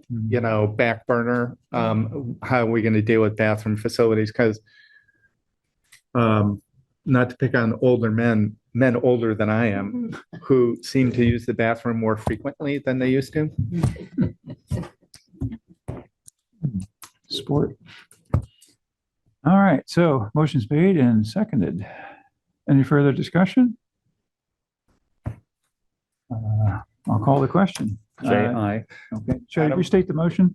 Okay, the motion would be to authorize the Three Parks Committee to spend an amount not to exceed $225,136 to contract for and pay for the improvements to the Brown Church, Green, and Browns Court Park as detailed tonight. Good. I question in a way the motion because I think we want you to authorize that money, but we are not going to be the ones. Okay. We're not clicking. You're correct. I should not be authorizing the Three Parks Committee. I will amend my motion. I'll just start over. I move that we approve an amount not to exceed $225,136 to contract and pay for the improvements to the Round Church Green and the Browns Court Park as detailed tonight. I'll second that revised. Second accepts. All right. Well, there's the motion. Jay, aye. Adam, aye. Bart, aye. All right. Lisa, aye. David, aye. David, aye? Okay. Thank you all very, very much. Thank you for your work. I mean, I was kidding, this has been a lot of work. Volunteers green. Yeah. Lisa, I want to thank the Now Three work Parks Commission, begins. and I also want to thank John Lynn for volunteering the blueprints. That's a huge donation. Yeah, thank you, John. Thank you, John. John, thank you so much. Yes, keep your chair up. Yes, please do, Frank. All the way to C. Could have put all the short ones first. All the way to the end by now. Okay, Josh, want to talk about the easement at all? Yeah. That's you? Sure. So. All right, next item on the agenda, we're going to talk about the Browns Court Conservation Easement. So really sort of a short update, broach this topic with our attorneys about drawing up a draft conservation easement to sort of give us a start on what would that look like. Gave them all the documentation that we had from the survey that was done, the research that Linda, our town clerk, had done, and sort of their first question that came back upon a cursory review was, well, when did the town actually take possession of Browns Court? Because you look at the records, it sort of goes from private ownership to the baseball association, and there's nothing that they filed that really shows that it's the town's. I think there's some ways around that, and the town's been maintaining it for decades, so, but they haven't really had a chance to pick that up and dive in deeply. I'll revisit it with them tomorrow to try to see if we can spur that project along a little bit, but that's kind of where they sort of started and stopped. Okay. Whoever's talking, it's really hard to hear you. Okay. Josh, so that item is still open. It's going to be open for a while. I Yeah, guess. I'll follow back up to try to get them to pick it back up and look back into the ownership issue. But that's where they sort of reached a tripping point. Is- If Yeah. Can I just draw a nexus here between this agenda item and the previous one? So the question here is whether we actually own this property. Right. So we're going to. I'm just saying. Like, I mean, I think that, again, the town has been maintaining it for decades. So, but Yeah. and if it's not It's us, kind of who? got common law ownership, but. But I'll follow up with Dave to find out Okay. if he's got any more on it, and if not, let's keep it moving along. So that's one good way to flush out the real owner. What are you doing to my land? Well, I don't know that anybody, I think it's, from what I've seen, it's a baseball association that doesn't exist anymore. and that there is a document that hands it over that a handwritten document from whatever that was, 1916 or something, 27, whatever it was. So that's the sort of historical record. I'm in a quandary here because we're just talking about a bunch of improvements to a piece of property. You just approved $225,000 and we're all confident we own it, but that isn't. I'd sure like to be Exactly. confident from That's the more lawyer's confident, perspective, not only the easement, but the improvements. I'd call that a flying ointment, sort of, but yeah, that does need to be resolved somehow, and it does sound like a legal issue. Can the town just create a baseball association and just absorb that? I'm sure you'd like that. I'm not sure if that's a solution, but we can ask. Resurrect. Resurrect. Yeah, There you go. exactly, reconstitute or whatever. One Yeah, other if side the note, association is could we dormant make it or a town never road as disbanded, well? can it be resurrected? Since we're at it, The town road, yeah, the Browns Court Road itself, yes, I think that is a town road at this I think point. it is. I mean, that one, I think is more clear that the town's been clearly maintaining, plowing, paving. But without the certificate, as we found it with Williams Hill Road, Yeah. we can't just assume. When That's we a can good look question. into- So it's a parallel construct, right? There's the property and then there's the Browns Court. You know, we could eminent domain it Public if we, way. but we'd have Or, to. or was it, Well, I maybe think, we own it, but it was named something else? yeah, I mean, I think because the town has been Baseball maintaining Road. it for so long, that Yeah, there's a it- law that it says did if you maintain maintained Williams it. Hill Road, so. Athletic Exactly, Drive, that's what the it was. difference. That's the difference. Yeah. Common law. But I can add that to the list to make sure that we're following the proper procedure on that as well. But I think there's an easier answer on the road. And if a similar answer exists as far as maintenance for the property, then we're probably okay there too.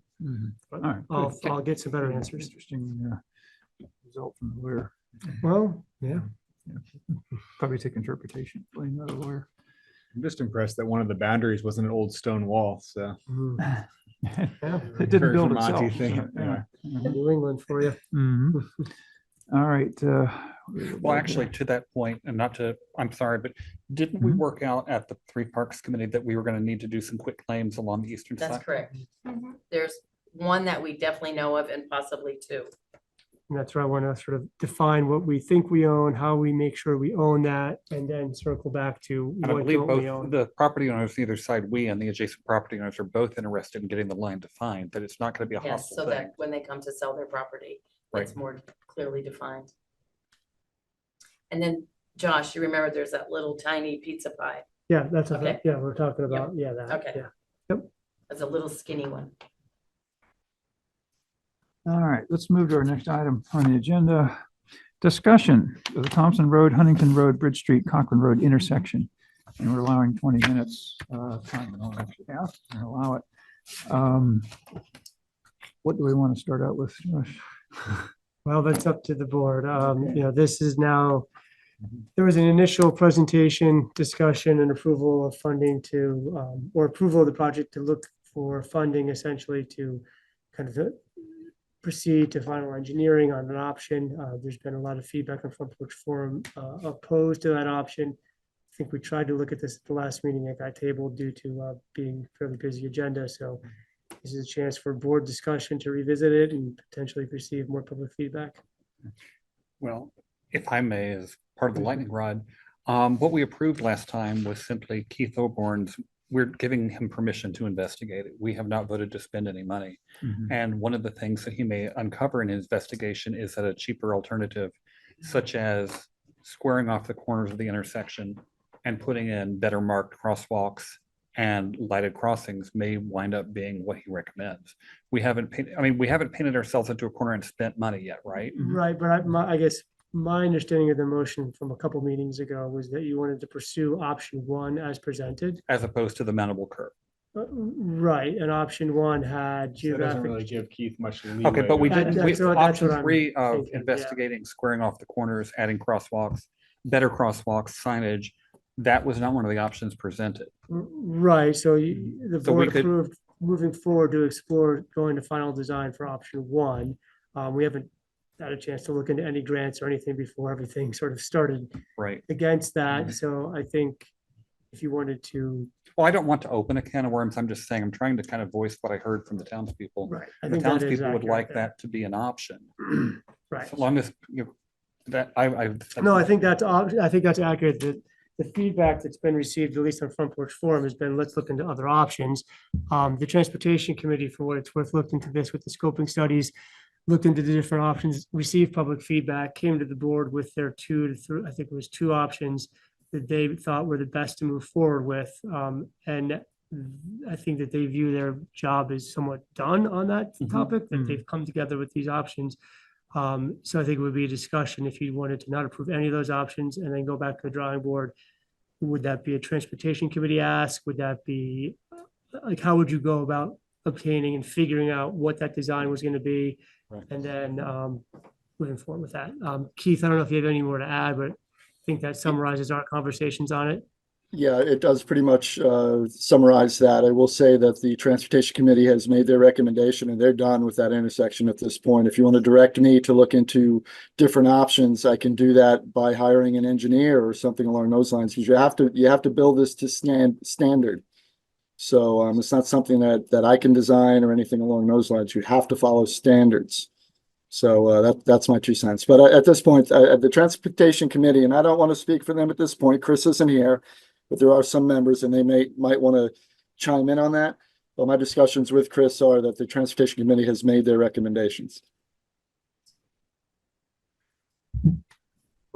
So what I've picked up in not just Front Porch Forum, but other conversations around town, and there may be people here tonight with the same opinions, thinking, what problem are we solving and how much money does it take to solve it?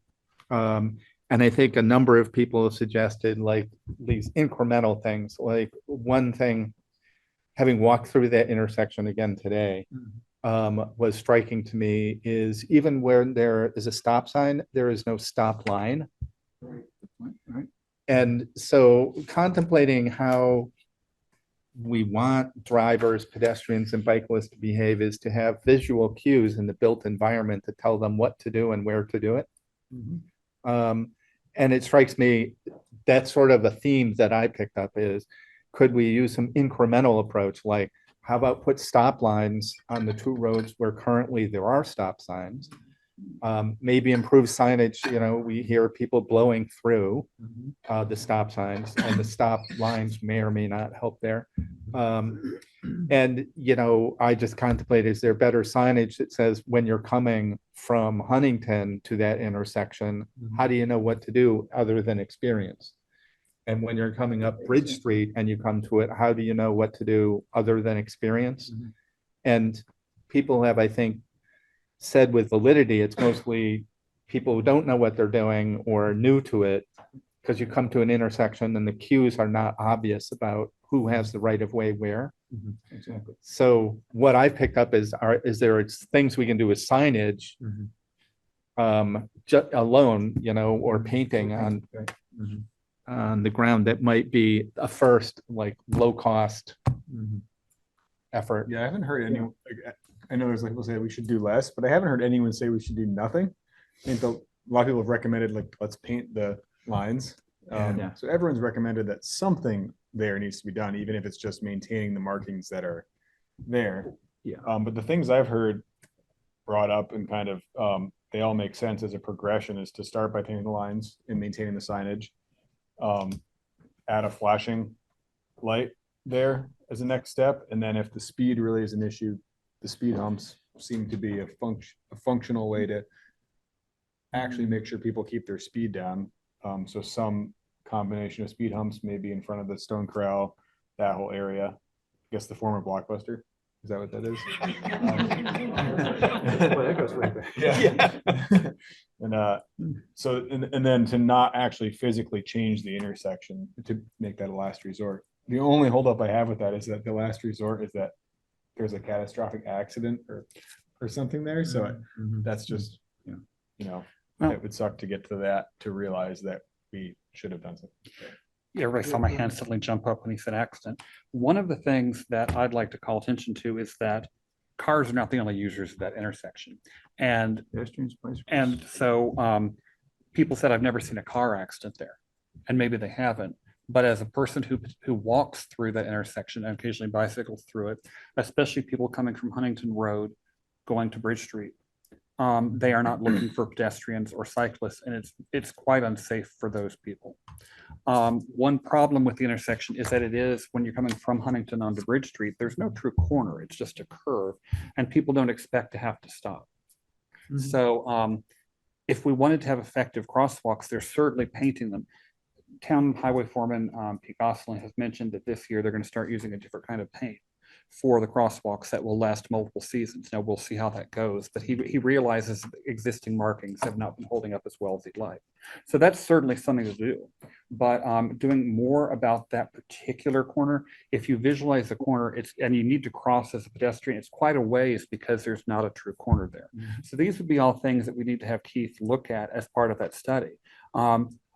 I'm always a little nervous about saying signage alone will do it, because I crossed Bridge Street from the Hatchet to the Big Spruce at 3 p.m. on Saturday and was almost run down. And I had punched the button for the flashy things. Signage alone is not going to be the solution. It's probably going to have to be a combination of things. Keith, is that stuff that we can request you to look into, or is that not within your? Yes, you definitely can. You just have to give me direction. Okay, obviously, like physically redesigning the intersection obviously is outside your purview and expertise, but just maybe not. I bet he could do a good job. I think, Keith, you might need to hire some engineering help for that, right? Correct. And we do have that. I do have that in my budget. Flashing light, repainting lines, and signage is within what you're comfortable doing? Yes, absolutely. That's not a problem. I guess that I don't have a motion, but I think that seems to be the path that we should take short term. Well, I agree. I mean, let's start out small and move up. I know there's a bunch of people who want to chime in. Who wants to chime in? I live on Thompson Road, Megan Andrews, and our family's been there for like 50 years. And one thing we have noticed, and I will second what all of you just said, the deterioration of the markings has gone down in the last 50 years.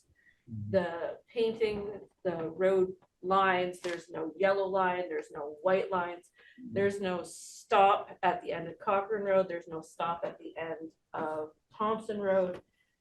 Put bigger signs, stop signs, paint stop at the end of the things. I also have a childcare, so we are walking that constantly. So as pedestrians, I cross that with 10 kids sometimes. Yes, and so repainting the pedestrian signs. I mean, it's not, I've lived there for quite a while. My family, they've been there for a long time. The accidents we don't see a lot of. I don't know where this list was or what list was supposedly this was on. But definitely get the blinking lights. Put the blinking lights on the stop signs. Like, I think there's a 25-mile-an-hour blinking light if you're speeding down at the bottom of Cochrane Road. Put that up by Stone Corral to show them that you are speeding. Slow down. I like Adam. I'm not a big fan of the speed bumps sometimes, but I would second go put a speed bump in front of Stone Corral. I mean, I saw a kid come off of Huntington Road and head right down Cochrane Road today, and he must have been going 50 or 60 miles an hour. So I mean, there's ways to do it without redesigning that whole intersection, because if we're going to redesign that, what's redesign face corners too? Right. You're suggesting that we do one of these stop lines where it actually says in giant letters, Stop. S-T-O-P, Yeah. and not just a line. Right, do the line and say stop, you know. Let's check our eyes or dot our eyes and cross our T's. Yeah. Denise, what you got? Denise Bernard, I've asked before in front of the shop at by Bridge Street here, and I can attest to Jay, I see so many people almost get hit on Bridge Street, crossing the street, and they've put the sign on and people just, whoosh, I mean, they're going so fast. I've asked for a tiny little, and other towns have them. They're skinny little bright orange posts that you put in the middle of the road, but they go back and forth if the car was to hit them. And I think it would get people's attention that there's a crosswalk there. And I want to say they're maybe 4 inches wide and they're tall, but they are like on a swivel base at the very bottom. I don't know how that would work at the four-way intersection, but in the center of town, that would be perfect. but Yeah, I have seen those. Definitely need one there. Yeah. But if you're gonna do It's that like in an the E. middle of town, sorry to interrupt, but No, you should really limit the size of the vehicles that are parking on Main Street.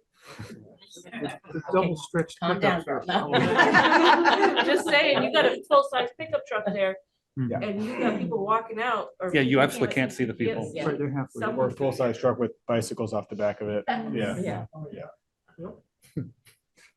Like, one I way. just have a really simple point to make, that I think maybe the pedestrian sign was put in at that intersection, four-way intersection, when that tree was smaller, and now the tree blocks the sign. That's a So really just good point. simply moving that to the other side of the tree, and maybe that solves the problem of having it be such a long walk. Yeah, that tree also blocks the view of the person at the end of Thompson Road. Mhm. So if you don't pull out farther, which then you're in the traveled portion, if you've got a biker coming this way and you're trying to look this way, you have to pull forward because there's a tree blocking. You're your right. view.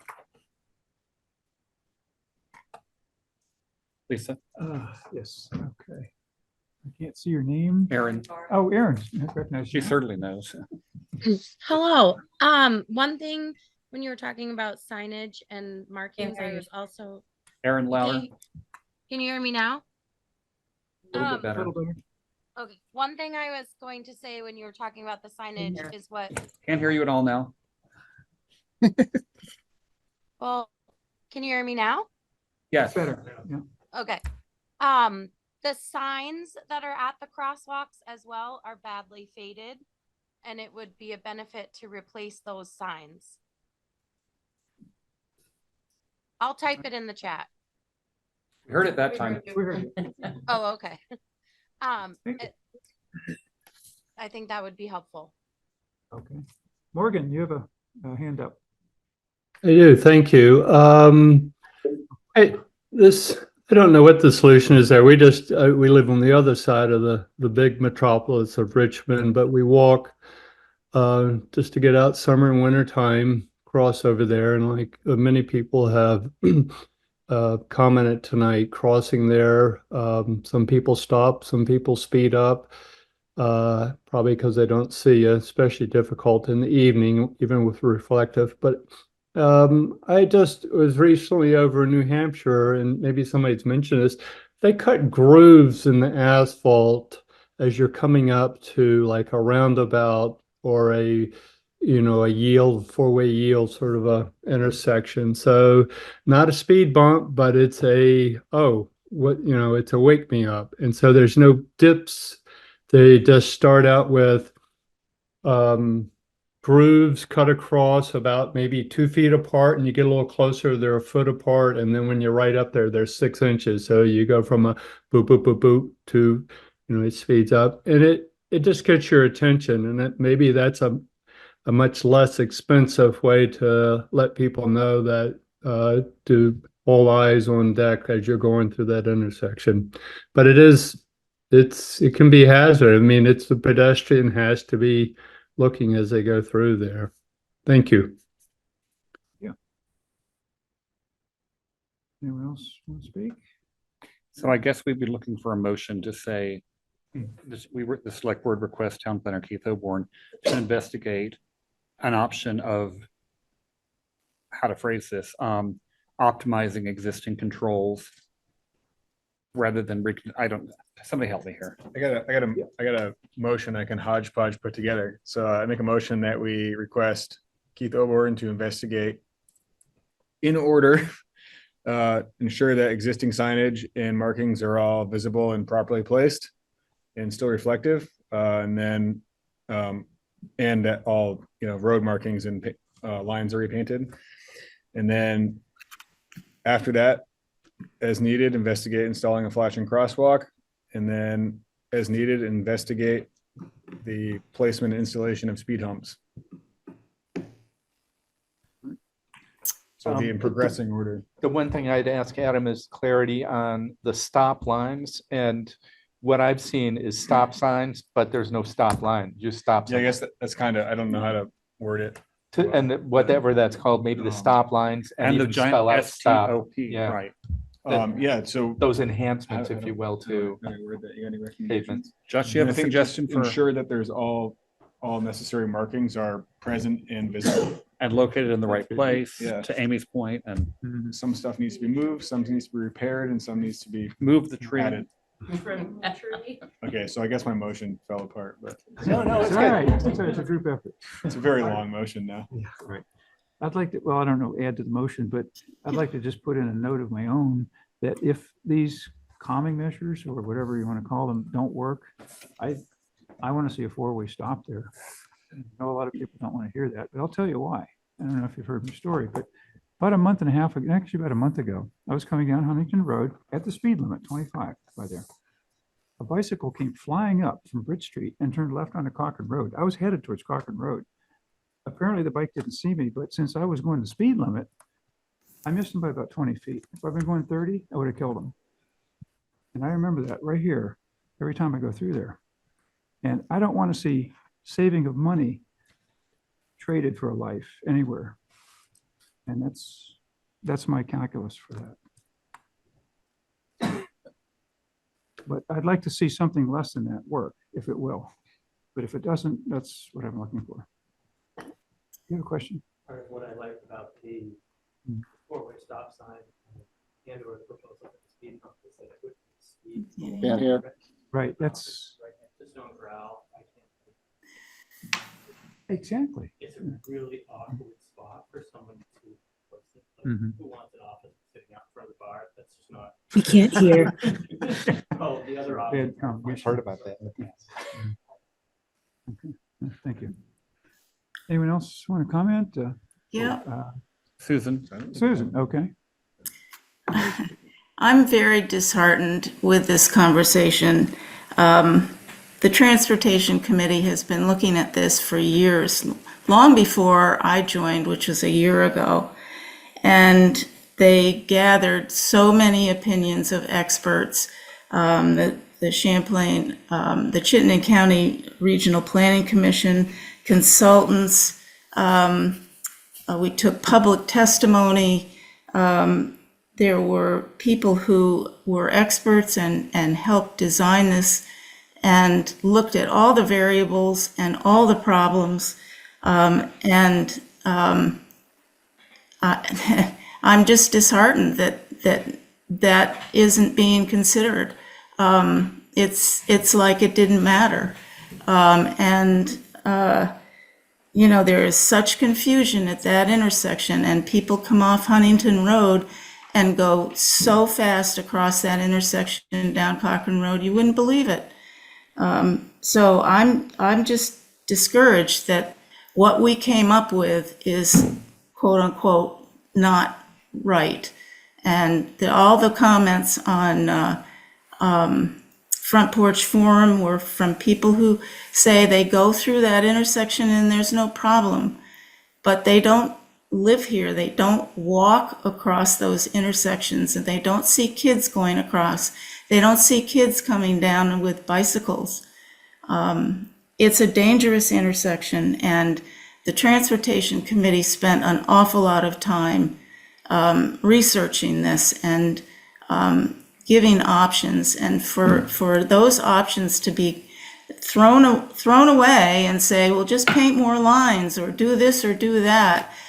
The Transportation Committee looked at all of those options, and they gave you a very extensive list of pros and cons of the options and what the issues were, and it's being ignored, and that's disheartening. Thank you. I'm done. I'd like to respond to your point, though. First of all, a lot of the studies that anyone has done assume or hope, at least, that the motorists will follow the law. They'll go the speed limit, or at least close to it. That's not happening. Police enforcement might maybe be the best way to do that, but it's really expensive and it's not guaranteed either. You know, when people don't observe the law at all, a lot of the configurations, or whatever you want to call them, kind of go out the window. You know, common law-abiding people don't need a lot of this, but the people that aren't law-abiding probably need something stronger. I feel that we have to work our way up to that, and I think that's what you guys have studied. Tell me if I'm wrong, but you guys have assumed that too. Let's not start with the nuclear option. Let's start with something that might work, and if it doesn't, we can. We have this, we have this, we have this, and we do need to try those soft measures, if you want to call them that, before we move on to something really rigorous. I think the Transportation Committee's work supports that kind of approach. Tell me if I'm wrong.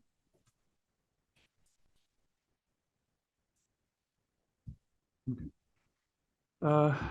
Anyone else? David Sander, We got a Select whole Board, top row. and Okay. he gets priority, so. All right, David. Hello, Lisa. This is just a question. Maybe Josh knows, maybe Barb remembers. I thought that we had allocated money to put a blinking crosswalk in there already. I thought that was in the works to happen. Josh, does that ring a bell? We discussed it, and I believe that the advice at the time from CCRPC traffic engineer was that it wasn't an ideal spot for it. I think based on other lights up the street, there was also looking at another light down near the Round Church. So at that point, we sort of moved on from it and didn't really revisit it. We could revisit it, but it sort of got tabled at that point. Okay.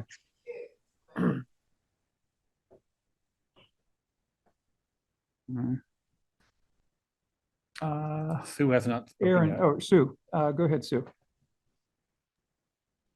Okay, I just wanted to add that maybe in addition to any measures that you take as far as signage and painting and whatever, you should put like a PSA out or something like that so that surrounding towns are aware that we're concerned about that intersection. Maybe just make people more aware that they're not behaving there, you know, put it in the Times Inc., put it in the Heinsberg, something, I don't know. Well, actually, any method we can to let people know is a good idea. So, yeah, and particularly if we are introducing control measures of some sort, Hopefully they're so visible that nobody needs to notice, but, or should be notified, but that doesn't hurt either. Jean? Yeah, I just want to say a couple of things. Putting stop signs there, the bicyclists don't even pay attention to the stop sign that's there on Cochrane Road as it is. I come through there all the time, and I can tell you probably on average of 3 or 4 times a week, I see bicyclists just turn right onto Bridge Street off of Cochrane Road, never stopping for the stop sign, or they go up by the Round Church on the wrong way on a one-way street and go out onto Bridge Street. So bicyclists doing stupid things, putting 4-way stops in there isn't going to solve that problem. The other thing I'm going to say is people coming off of Heinsberg Road have the right of way. People coming off of Bridge Street have the right of way. The people at the stop sign on Thompson Road and the people at the stop sign on Cochrane Road need to be responsible to wait, watch and see what those vehicles are going to do. And then when it's clear, they move out. If there's pedestrians in the road, you don't run them over. You wait until they cross the road. So again, I said it last time, you can't fix stupid people. There are going to be people that are going to do stupid things, even if you put up 4-way stops. So let's start with all the markings we can do, write stop on the street, draw lines, put new stop signs up, make sure they're clearly visible. But a 4-way stop isn't going to solve all the problems. It's just going to create other problems. That's all I have to say. I'd like to point out stop signs, even if people don't stop, a lot of people will stop. They should all stop. If they stop, speeds are reduced. If there is an accident, bicyclist gets hit, they might not get killed that time. So it does help, even if not everybody stops. Now, it'd be nice if everybody would obey the law. And in fact, maybe we make a lot of revenue off those people that don't, but that remains to be seen. Aaron. Hey, so I live near the intersection, and I've noticed that diagonal crosswalk across the intersection just feels pretty scary to me when somebody's walking across it. If you're coming from Bridge Street up going towards Huntington, the person who's crossing diagonally across towards Thompson has their back to the oncoming traffic, which to me is just really frightening. And in the redesign, they moved the crosswalk over to be safer, at a safer distance, like away and like a shorter run, not diagonally across. And I noticed that the new markings for the Bridge Street, Main Street intersection, where it is a kind of a perpendicular crosswalk, even at that crosswalk, the walkways are pushed back on one of those crosswalks. They're not even, the other ones seem to be close to the intersection, but the one across from Green Sea Systems, that one is pushed back. So the pushing back is a better idea than that diagonal crosswalk, which is scary. Also, I used to live on Cochrane Road, off of Cochrane Road. And when you come to that intersection and you have to stop your car to make that turn to let the oncoming Huntington traffic pass, it's awkward to know where you stop your car to safely wait for your turn because there's no lines in the road. It's like, I agree with what Jeannie Haskins was saying about how you just have to do what the law says, but it's really hard to know what it is when you can't see the lines and you're just not clear about where am I safely supposed to be here to make this turn appropriately. So that's my 2 cents. Thanks. So where we left off is we had kind of a garbled motion. No offense. No, it was very garbled. Yeah, that was a nice way of putting it. I think we could sum it up by saying, move that the select board direct town planner Keith O'Warren to investigate an option that involves improving existing markings and placements. That's fair. Leave it up to what the experts decide. So, yeah. Is there a second to the motion? I'll second it. I guess my only thing would be, I think we should have a option to escalate it to some actual physical Oh, we- changes too with the flashing light, and I think specifically the speed humps, because it seems like a lot of the issues revolve around pedestrians and speed. Mhm. And deal that a lot of the four-way stop, a lot of the solution that provides is just slowing everyone down. And Right. speed humps effectively do that too without physically changing the intersection. And I'm a fan of, there's two ways of controlling traffic, passive and active. Passive is signage, active is speed bumps and chicanes and other things. I'm pessimistic enough because of not being able to cure stupid that I tend toward more of the active controls, but the town's sense seems to be pretty clearly, let's give the passive controls as much rein as we can.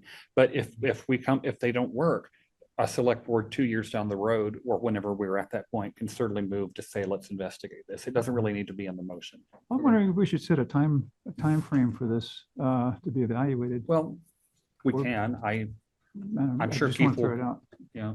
I mean, maybe let's see what Keith can come back with. Okay. And then I He's got- think we should also determine how are we evaluating it? Mhm. We need some, I think, parameters on what are we looking point. for to change? Because right now it's a lot of anecdotal evidence. And if we go a year down the road and it's still anecdotal, we might have the same conversation. Frankly, Lisa, this is one of the things I was hoping for from the radar speed signals, that we'd have baseline data on various driver behavior and then make a change and see if the baseline changes. Those have been kind of. They have not, the ones we bought, did not turn out to be very reliable. Yeah. So that, to your point, that was my hope, is you'd You use did. like, oh, what's the average speed? How many are Mm. X miles over the speed? But absent that, I'm not sure what we do. Given that it's appropriate, people say, well, I haven't been in an accident there. I've never seen an accident there, but most people have never been in a serious accident or Yeah. seen one on a small back road. You tend to see them on big roads. I can speak though to the reason I say that the speed signs were not accurate, were not reliable is, it's not that they recorded incorrect data as far as we know, it's that they would just stop because work. the batteries did not last, they would just turn off. But during the period when they were working, I was downloading the data, we routinely saw people trampling Cochrane Road at 99 miles an hour. Typically in the middle of the night, but as early as I saw people going past the speed sign at Duncan Wardwell's house. On the eastern end of Cochrane Road, but not at the bridge, routinely exceeding 9 miles an hour there, and surprisingly frequent intervals. Just because we don't see these people doing it, they probably wouldn't be doing it if there are a lot of people around watching, but there are some people who are absolutely insane out there. Keith's hand is up. Okay, Keith, go ahead. Yeah, just real quick to Adam's point on escalation, I would probably provide, or not probably, I will provide a suite of options from passive to, basically up to what the Transportation Committee has offered. So it would be a suite of options at this point. Sounds good. Yeah, Keith, I would hope that we would collectively, So. take the testimony from our Right. Transportation Committee and use as much as we can and fit other things in with it and have a package. So We have the motion in the second. we have a motion and second. Is there any other discussion? Let's call the question. Jay, Adam, I. Bart, aye. Lisa, aye? David, I. One question before you move on. Do you want to consider repealing the motion that was made on May 6th to move forward with design alternative 1? I move to repeal what you just said. Good point. Thank you. I'll second it if you guys want. Yeah, I mean, do we want to, it seems like that's gonna be part of Keith's escalation anyway, so instead of. Well, let's get it formally out of his designing way. I just think it to be yeah. clear to the public that you're no Yeah. longer actively pursuing option 1. You're looking at other lower It's still on options the up table to at and a later including date 1. if the Right. stuff- I mean, you can do what you guys want, but that was my thinking. If you Yeah. disagree, it's No, fine. makes Good sense. point. Yeah, it clears a path for him. So does somebody second that? Oh, yeah. I'll second it. This is David. Okay, David, you voted? Everyone else? No, we haven't voted. He Oh. seconded. I thought he said he voted. Okay. Jay, I. Adam, I. Bart, aye. Lisa, aye? David, I.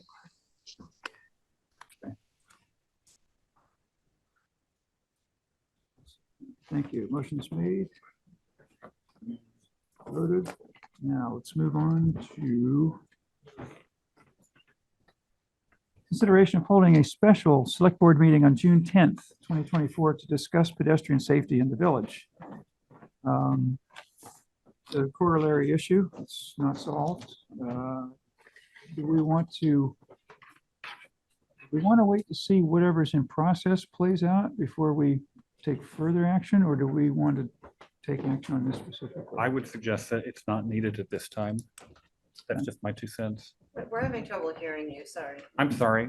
I would suggest that the forum to discuss pedestrian safety in the village is probably kind of moot at this point because we directed the town planner to investigate that anyway. But that's just my 2 cents. I think you're right. But what's Well, pleasure of the board? I think we've specifically directed him to investigate this intersection we just talked about, right? But my understanding was that this June 10th meeting was to address pedestrian safety more broadly in lieu of having a sidewalk, because obviously the sidewalk, I think we've all established is not going to happen. Right.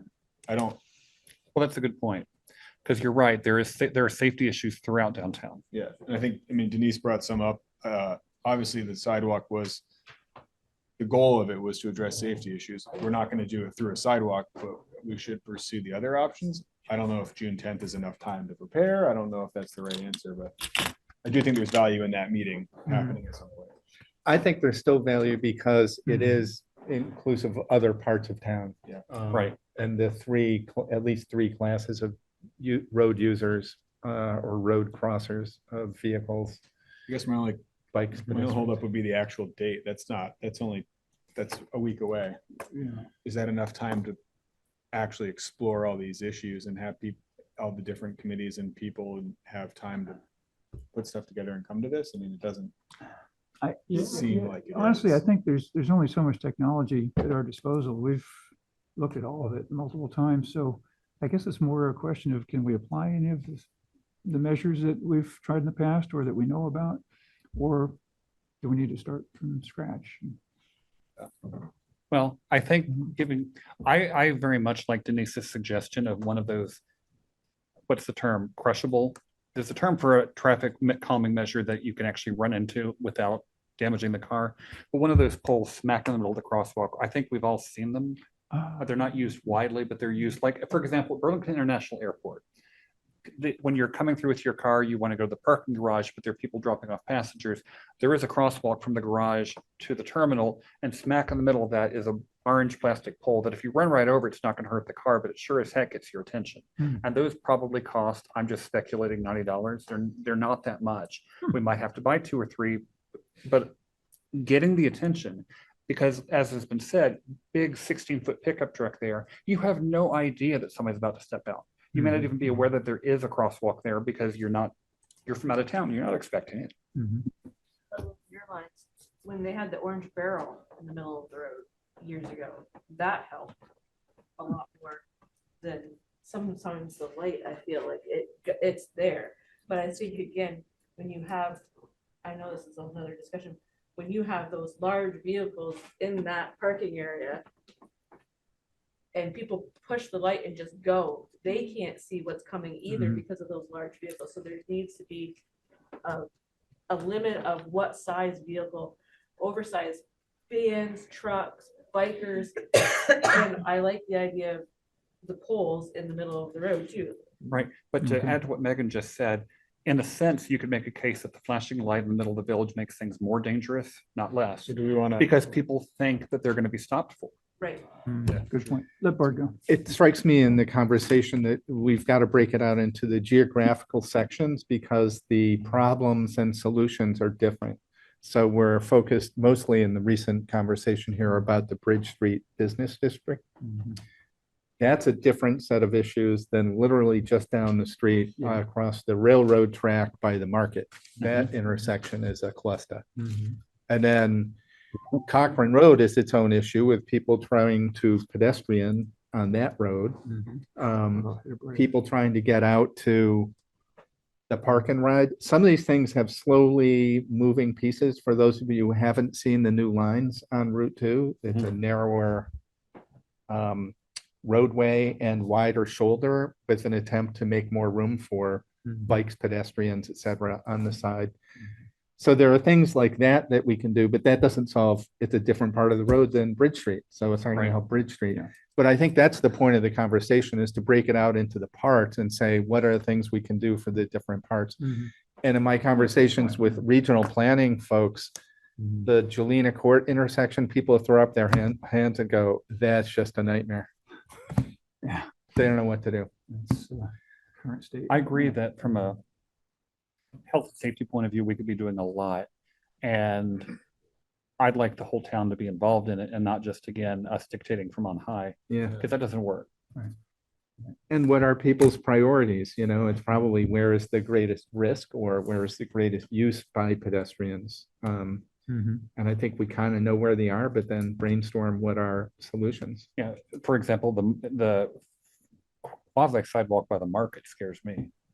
Because in bad weather, like when there's snow on the ground, you don't know that there's a sidewalk there.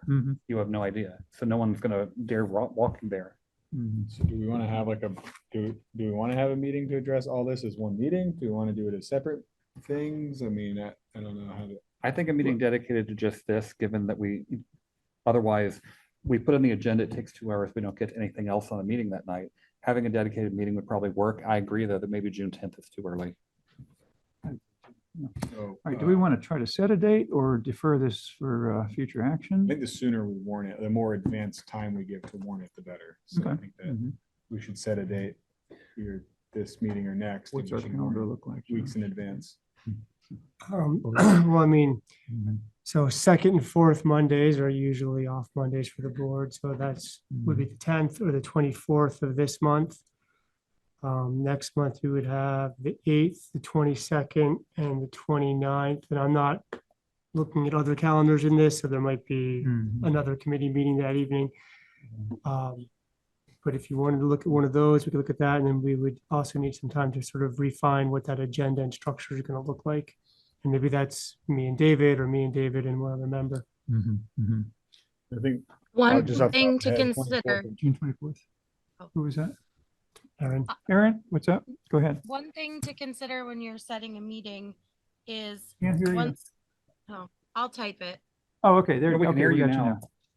now. One thing to consider is that school will be out in July and August, so you probably won't get a lot of community involvement or as much community involvement in those months, if that's your. We want to say the 4th Monday of this month then? Yeah. I mean, Is it the school. 24th?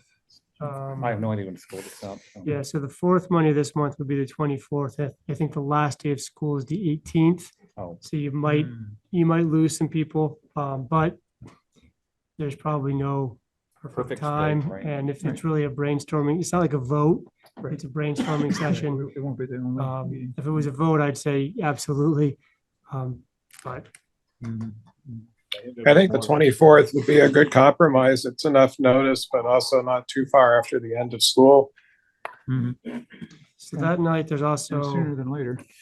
See, there's parking advisory committee and Andrew's community forest committee.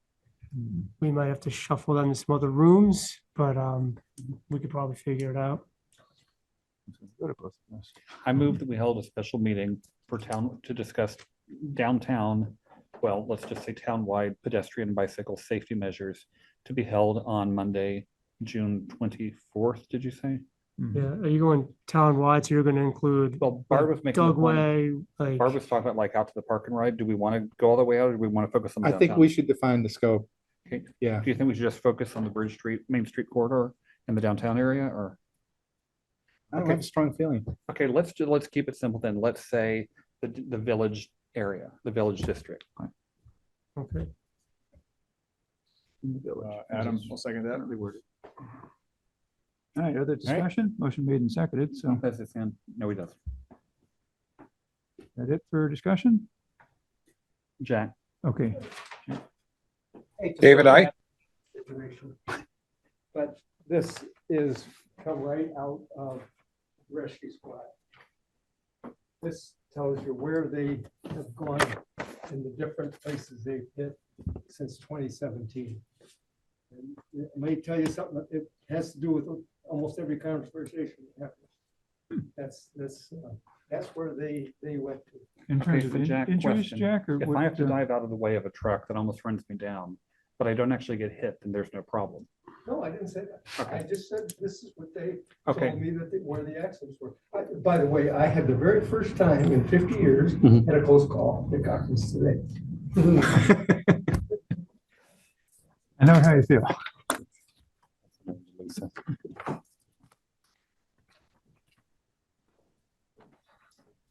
So we didn't vote on the motion. No, we didn't. We can. David said aye. Okay, David Jay, said aye.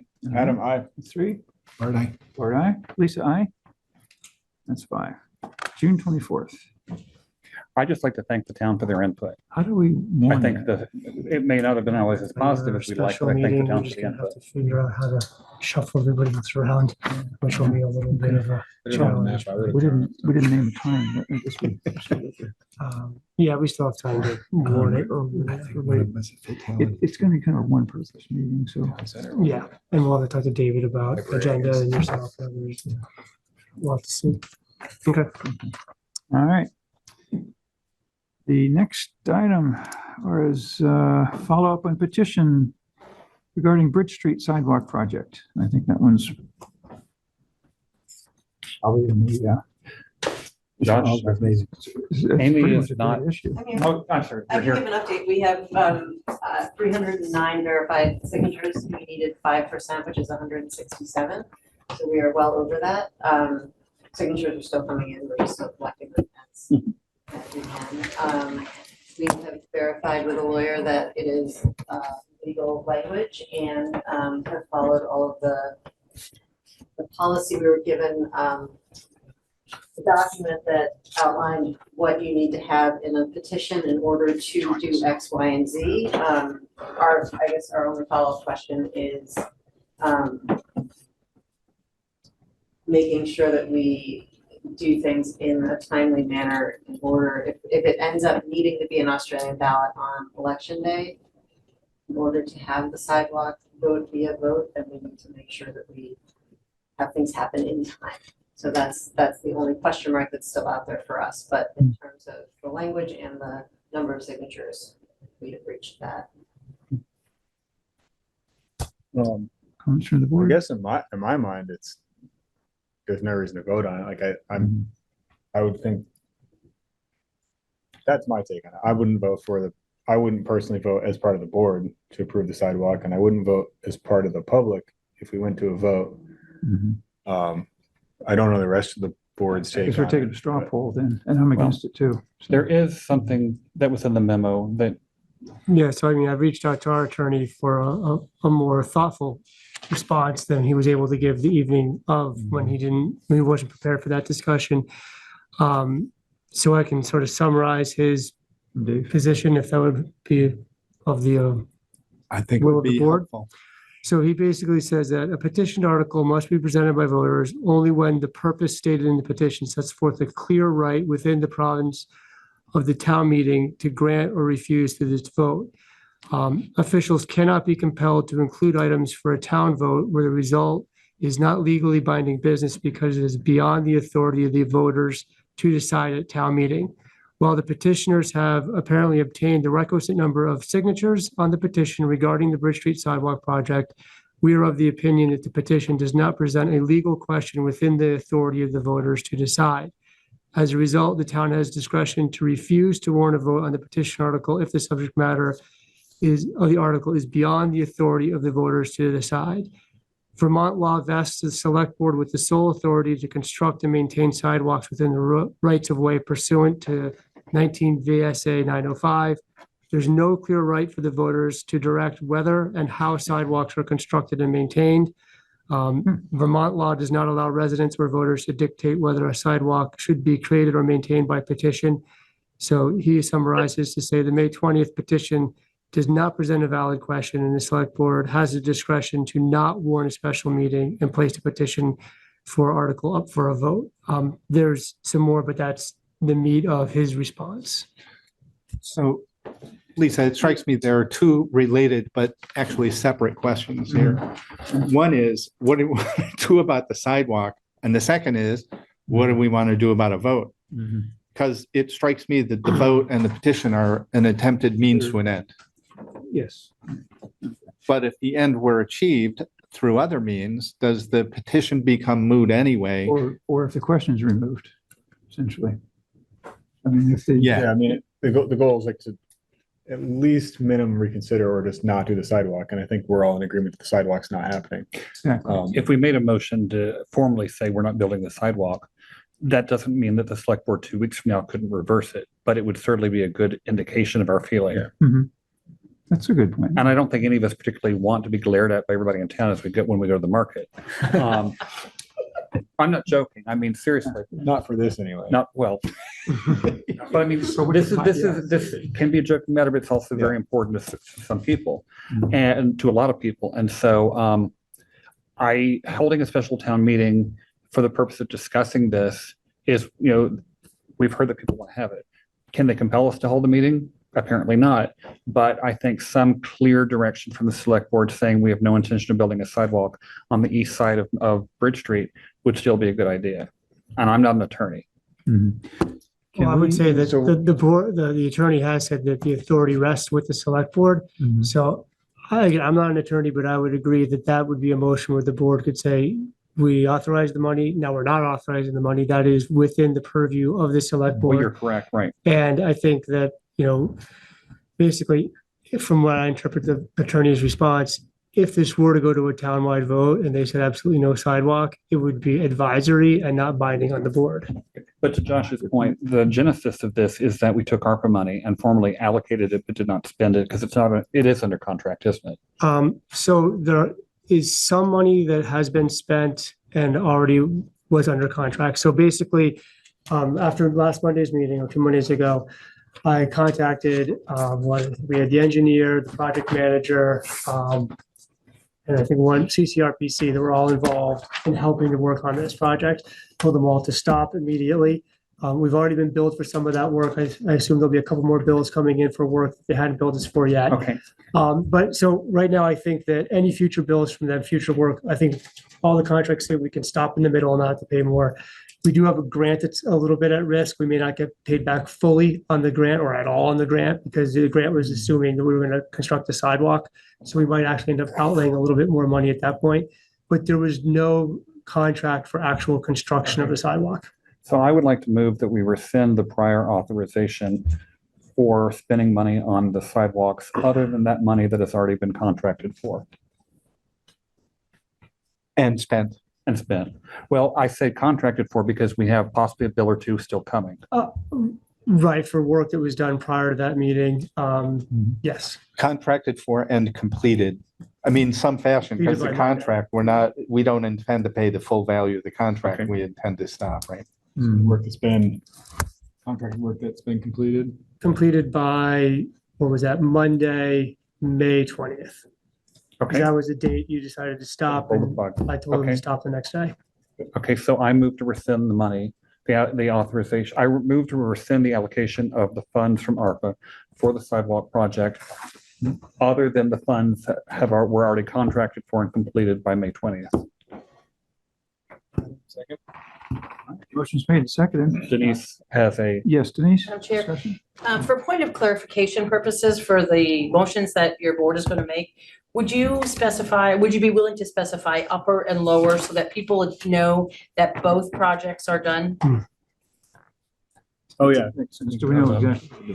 Just a request, a friendly request. I think if you just say for both upper and lower side, Bridge Street sidewalk projects, because Because they're they're listed in our broken into budget two. as upper and lower. Yeah, because they were sort of two separate Okay. funding sources. So while we're continuing our on the fly drafting, I will amend to say up for both upper and lower Bridge Street sidewalks, It's a substantial amount of money there. Yeah.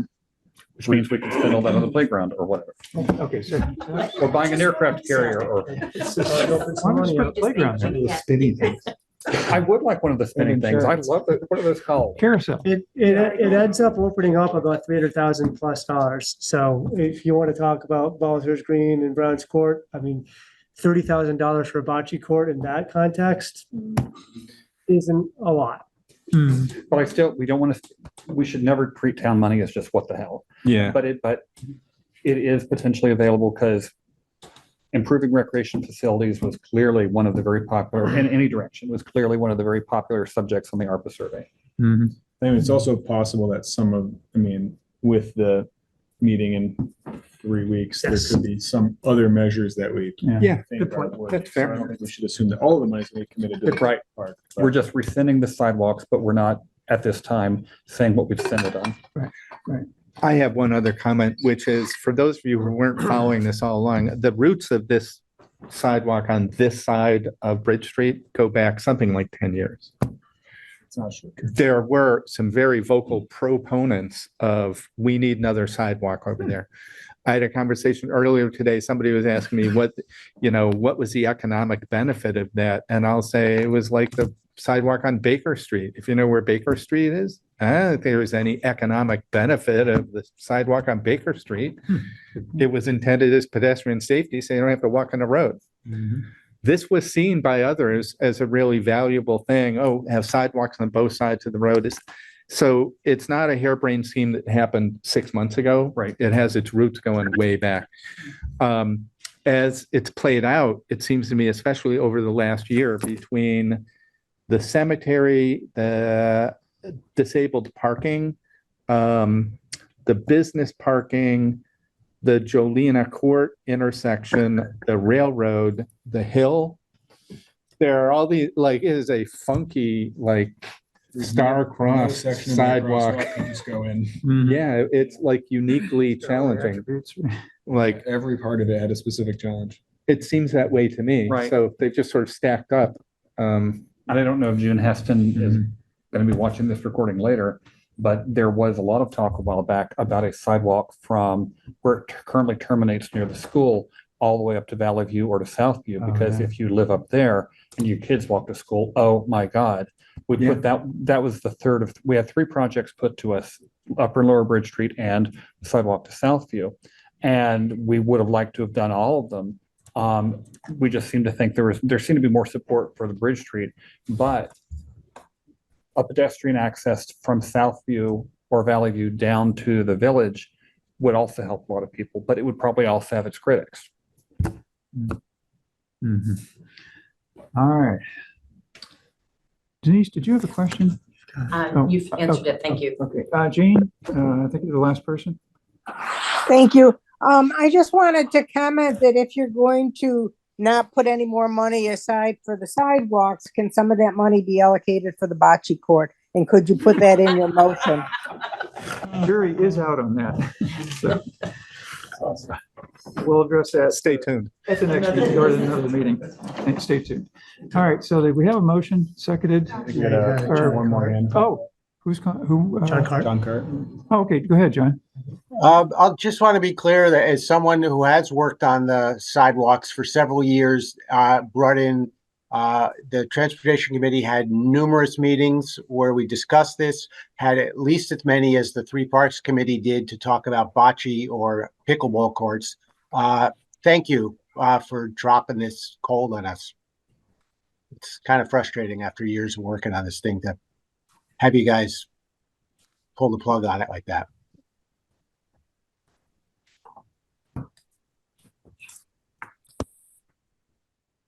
John, I'm not sure what to say, actually. Maybe I shouldn't say anything, but I think we've laid out the reasons. You didn't do bad work. That's not. They did at all. very good work. And I'm on the side of, as I said just a few minutes ago, I tend to not fully trust totally passive traffic control and safety measures, but I am a minority in this town. And that's just, you have to face that. Okay. All right. Let's call the question. Jay, aye. Adam, aye. Art, aye. Lisa, aye. David, aye. So there had been discussion of if the people with petition choose to withdraw signatures and it drops below the level needed for requesting the vote, it would then become moot. But that's up to the committee. That's up to the people who did the petition. So it strikes me there's 2 methods of rendering the petition moot. The first is, as you described, everybody sort of retracting it and a second petition. The other is for the attorney and select board to say the petition is moot because it directs us to do something that the petition cannot direct us to do. Is that not the I would- gist of the attorney's I would opinion? agree. Yep. And then it seems to me that the intent of the petition is itself moot if the intended end was to stop the sidewalk project. So if you're gonna, we could find ourselves in a perverse scenario of, okay, we're not gonna do the sidewalk project, but now we gotta have a vote on it because the petition tells us we have to. Well, it's not 100%. As I said earlier, a select board cannot compel a future select board to do any particular action. Now, we're not having an election for select board between now and the fall, but the select board could, 2 weeks from now at a lightly attended meeting, say, ha, and vote for it anyway. Now, we wouldn't do that, but the point is, the attempt by the petitioners is to forestall any shenanigans, if you will, by making it go to the town. Now, again, apparently it's an advisory vote and has no legal force, but still, the question is, do the petitioners wish to take action or not? That again is up to the petitioners. Mhm, mhm. You're right, they're the ultimate decider. All right, so what's the board's pleasure? Move on to the next agenda item, I I guess. don't think it's not up to us. We've officially withdrawn the money for the sidewalk project. The sidewalk project is dead, Mhm. and we have thrown the door wide open to other proposals to try to use that money. At this point, absent $1 million falling in our lap, we don't have any money handy to reawaken the sidewalk project. Mhm. But if we look specifically and narrowly at the petition, then we would have to affirmatively decide that the petition has no force. Otherwise, if you take it at face value, At this time, we would have to. I think the way it's intended to be worded is to compel the town to have a ballot measure. So one can treat the petition as having a separate lifespan. Mhm. And what do we do with the petition regardless of our decision? We could choose to vote on something and spending money on a vote that we think is moot and would be not binding. Or we could say, agree with our attorney that we think that it doesn't compel us to do anything because it doesn't have that legal force. Mr. Not currently here chairman, by which I mean you, David. Any thoughts on this? Well, I would like to hear from the petitioners if the action we took tonight is to their satisfaction, or if they want us to take it further. I know they believe their petition has the meat to compel a vote, and obviously our attorney thinks differently. So, we could each dig in on our sides and continue, but at what goal? So I'd kind of like to hear back from the petitioners on how they would like us to proceed. That's where it started. So I think, I'll just speak for our group. I appreciate your consideration and I appreciate all the thoughts that, this conversation entirely. Thank you very much for giving it this time and energy. If at all possible, would it be okay for, I am satisfied, but I don't want to speak for the group. So would it be possible for us to have a conversation at maybe the June 24th meeting about this, about the petition? Can it be part of that discussion, or a future select board meeting where we can say, for right now, let's just leave it as is, and then we can have a chance to talk? What might come from that conversation that you're talking I about? just want to make sure that I'm not Yeah. Okay. That seems reasonable, falsely right? representing. More consensus. Right. I don't think that's possible. I think, as I understand the petition, it says what it says and it's signed by the people who signed it. Right. So any discussion of a subset of that group of people, I think, is moot. Unless as a result of that discussion, a bunch of them get together and retract their signatures. Well, it'd have to be a threshold that gets below the 5%. But I think Legal that limit of the the 5%. attorney said you're under no legal obligation to move forward with a vote. So that's where I'm It sort of going, circles back is to I that. don't think it depends on a conversation of the signers. I think it depends on what is our position. Do we believe that our attorney's advice that this has no force they can't compel us to do this. And if that's our position, then the signers of the petition can contemplate that and consider any response. Instead of digging in on that, not digging in, I mean, I don't think we're, Yeah. I think we've accomplished, everyone's accomplished everything, right? So I don't think we're gonna like end up at odds. But How do we instead of put it making together that best statement, I mean, do we have to do that at this meeting? Can we do that 2 weeks from now? Yeah, that's kind of my thinking too. And that way they can all talk and they can say, yeah, we don't, Okay. we're not gonna be able to like logistically get 158 people to take their signatures back.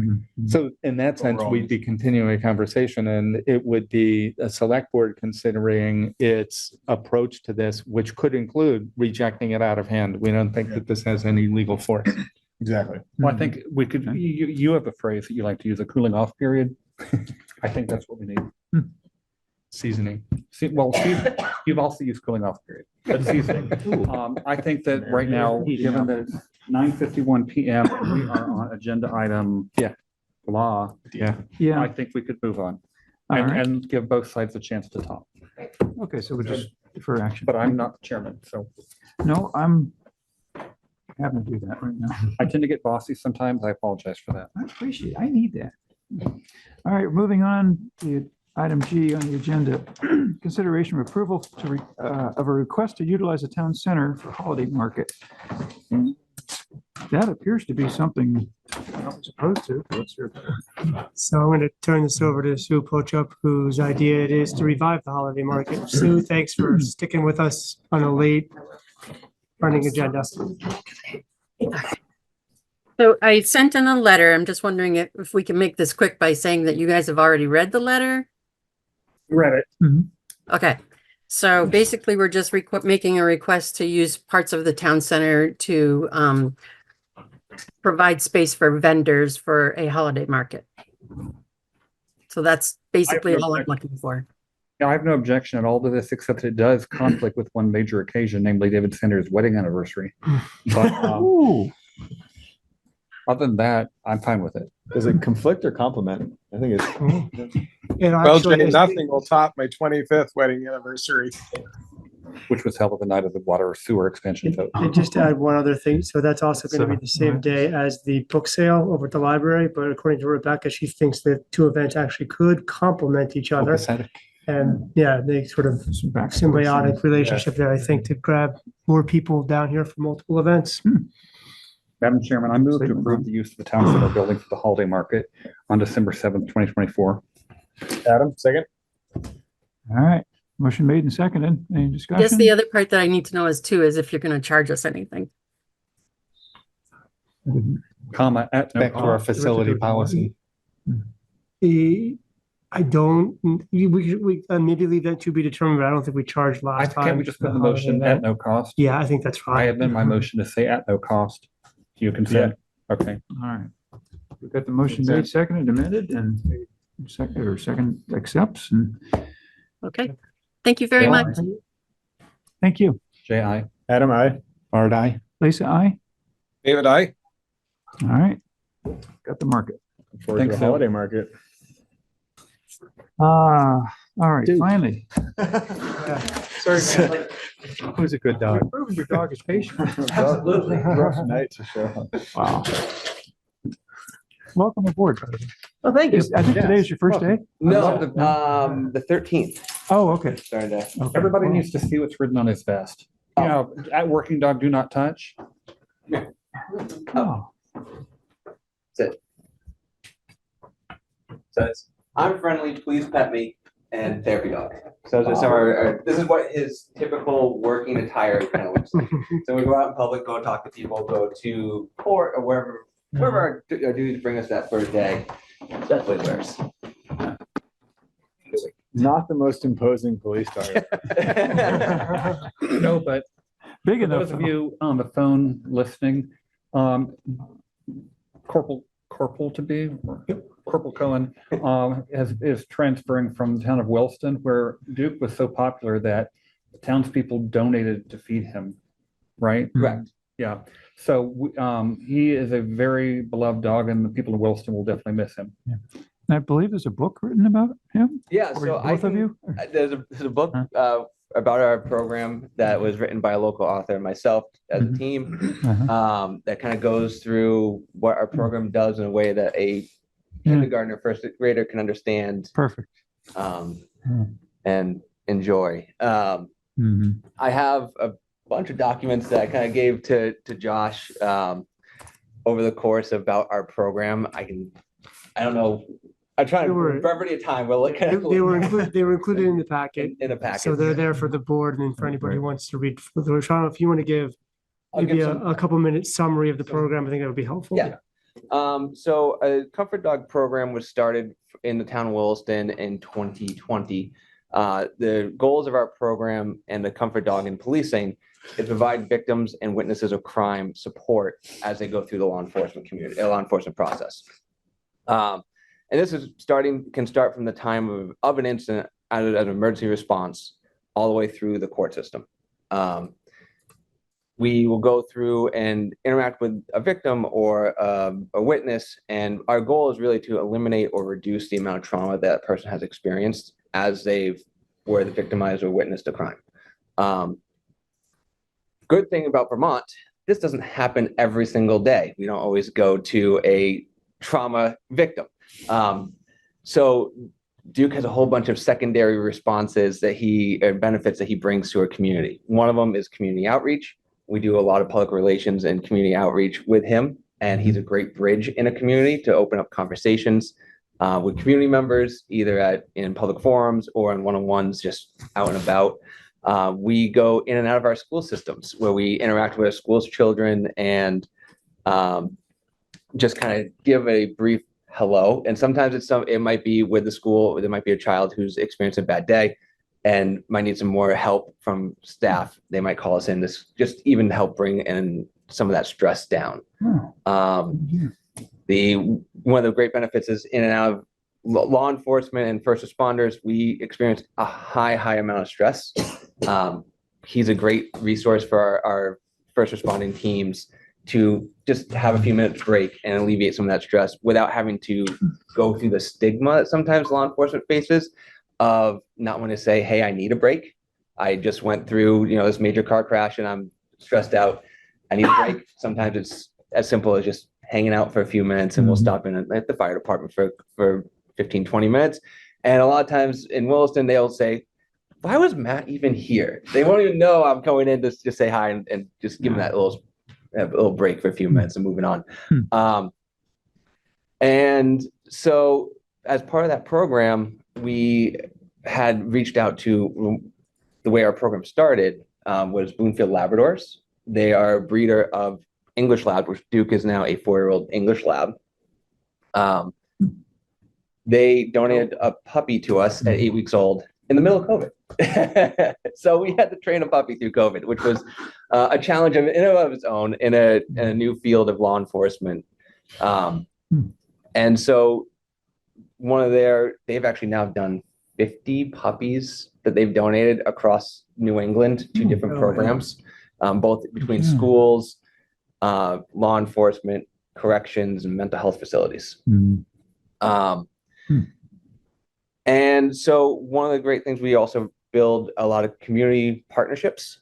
Guy's Farm Yard over in Williston has donated all of his food and I don't know how many toys and et cetera that happens. They also have hosted a number of events, public events for us where people come say hi and greet with him.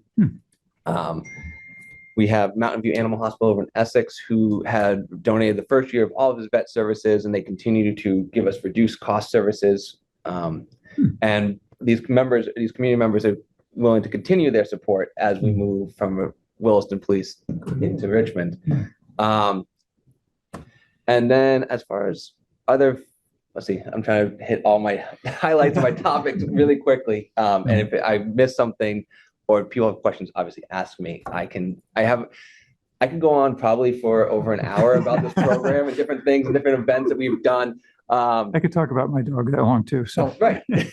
Matthew, for what it's worth, Mansfield Community Television would be very interested in filming a video about Duke. Yep. And about the program. So we can contact you to get that scheduled whenever it's convenient for you. Good idea. Right. I mean, that would be awesome. Like I said, any way I can get this program more recognition, I tried to, because there's still people in Williston that says, I don't know about the program and some of the benefits we can bring to it.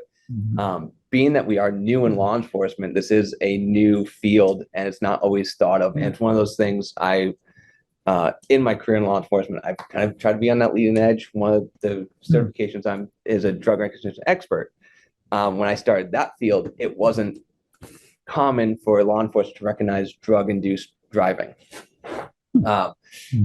And now it's required by law that every single law enforcement within 2 years of graduating the academy takes a advanced roadside impaired driver's education, where we screen, they learn to screen individuals for drug impaired driving prior to calling into an expert. So it's become commonplace that they have to call in the expert. That's where I see a program like this happening as it builds, and it builds across the country. More and more communities are going to be calling in and saying this resource is going to be commonplace and normalized compared to it being an outlier. And it's seen tremendous growth across the country as it's built. Yeah. You're welcome at any select board meeting. In fact, all of them if you want. So I'm going to open up to some questions, I think, first, and then I can answer, direct it where it goes, so I don't. Well, legally, what we need to do tonight is we have to take ownership of Duke, correct? That's the motion before us? Apparently, yeah, it's a new concept for me. Yeah, so basically the way it would work is the town would accept ownership, sort of a transfer from Williston to Richmond, and the town owns Duke. Corporal Cohen would then take care of Duke and while he's here with the town, and then when and if your employment ends before Duke, or if his service life ends, then there's a policy that would be in place, would be adopted by the police chief that outlines sort of the program in general, as well as essentially giving Corporal Cohen the first right of refusal on ownership of the dog. And everything I've talked with you about indicates that you want to have the dog when his service life is over. Yes. So that's, procedurally, that's what we need to do next. Okay, so Madam Chairman, even though we could still discuss this and take questions, I move to approve the bill of sale to transfer ownership of Comfort Canine Duke from the town of Williston to the town of Richmond. Adam, second. Okay, so questions. Motion made and seconded. Fire away. So that was one of the questions that came up, I think, the first time, is what happens in retirement? He's young now, but at like 10, 12, 14, whatever it is, he gets ready for retirement. Patrol the intersection out there. Yeah, teach him to bite. What happens then? He retires from active duty and you adopt him? I would be adopting him. The Vermont State Police Canine Association has a fund called the Lacey's Fund that they actually take care of most of the medical needs of retired police canines. Nice. And that's an association that we are part of. Cool. And you should go to the holiday market on December 7th. I'll put it on the calendar. Halloween on the Green also. That's a big event here in town. Okay. I mean, and that's where one of the things I will definitely need to learn and where our events are, and then make sure I'm scheduled to be there with him and get our Chief Cambridge will be a big 4th of July. 4th of July is a big one, yeah. 4th of July is coming up fast. Fireworks maybe You do won't be okay so with good. like fireworks, for example. How is he with loud noises? So he is great with loud noises. Part of his training that we've done, I've done over 500 hours of training with him. I track every single hour I train with him. It's part of our And he's 4 years old, right? He's 4 years and old. you didn't train him when he was like 2 months, so. Yeah, he started at 8 weeks old. We've Thin Blue Line Canine. They're no longer a business in Williston. They're Radford Canine in New Hampshire. But they had donated a bunch of training hours to us as professionals. And then beyond that, we have done a significant amount of training. And like every day that I do training, I log it to make sure we know what training I've done, where it is, and it brings legitimacy to the program. So like when I go into a courtroom and the judge asks, "What have you done for training?" I say, "Here's my training log. What do you want to know?" I actually have a CV for the dog that tells him what he's been trained and how he's been trained, and different certifications he holds. So loud noises, he's sleeping on a chair right now. I mean, That's pretty good. We routinely train all sorts of different scenarios in law enforcement because we might be on a scene. I've trained with the fire departments. So if we are out with hoses and smoke and different things, we are out on the scene. The idea is that he is available at any moment when he's needed to handle whatever comes his way. I'll tell you his biggest hurdle is interacting with other dogs. He wants to go play.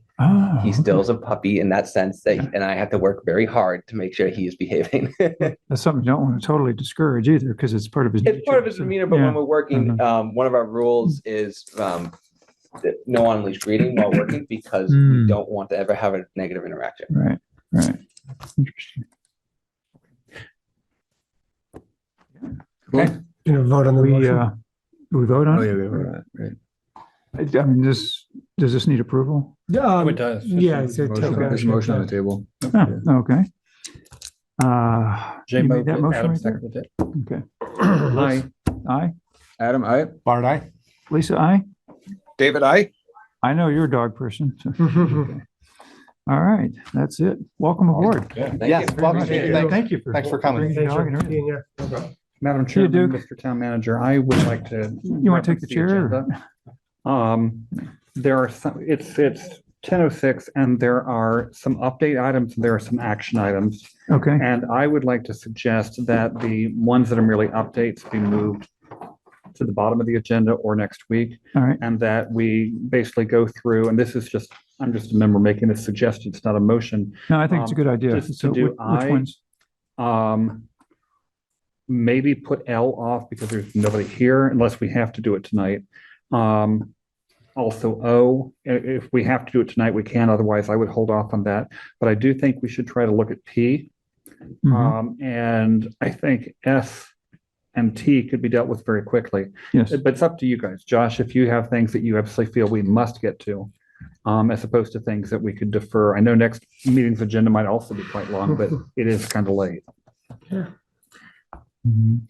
I think we should definitely move on to the next time, the CD, but after that, it's whatever you guys. I think let's roar through the ones that are straightforward that just need an approval right away, get them out of the way. So I think we can take care of item I, like right now. Yeah. Yep. Okay, your motion? Do you want to just give a brief statement about what it's about so the public knows? Oh, I guess a motion would cover that actually. So yeah, go ahead. What you gonna do with the money? I is to buy a CD. Yeah. 1.2, one and a quarter We million. periodically, for those listening at home, we periodically purchase CDs to get interest on our available cash. We would not invest so much that we would have liquidity issues. And our town treasurer reviews our future expenses and revenue, and it would not let us buy a CD for more than we can afford. So he is requesting that we purchase a 3-month CD in the amount of 1.25 million from TD Bank. So I move that we recommend to the treasurer the purchase of a 3-month CD in the amount of 1.25 million from TD Bank. Adam, the second. Yeah, we've gone over this. last meeting, so. Yeah, it's pretty straightforward. And Connie knows what she's doing, so, well, they both do. All right, made and seconded. Any further discussion? Good. All in favor? J. I. Adam, aye. Art, aye. Lisa, aye? David, aye. Okay, so moved. The Donahue Brook rerouting issue. So, I mean, I'll leave that up to. Is there Jim. motion? Is there progress? It's just update. Well, it could be a relatively quick update, and Jim Feinson is here, so Yeah, he might okay. be able to give us a 5-second Yeah. update. Yeah, I can give you a 2-minute update. Okay. At a prior select board meeting, the background is the Richmond Land Trust had applied to the Conservation Reserve Fund for matching funds for an engineering study. The select board decided that no town funds should go to that project, and we should write a letter to 3 state agencies asking them to accept responsibility for the breach of Donahue Brook and to pay the funds for engineering and for repair. That letter was drafted, but in the meantime, the Agency of Transportation responded, who we believe is the responsible party for the damage, responded that they are talking about it and would get back to us soon about that, although they have not yet. In the same time, through the efforts of Ashley Farr, we have a meeting set up by the Department of Ag for this week, including members from the Agriculture and Agency of Natural Resources. And the Department of Ag indicates they may have funds for at least the engineering study. So the recommendation is we'll just hold on the letter until we get an update from both Transportation and this week's meeting. And if we don't see progress, we will move forward with the Select Board's recommendation as originally intended.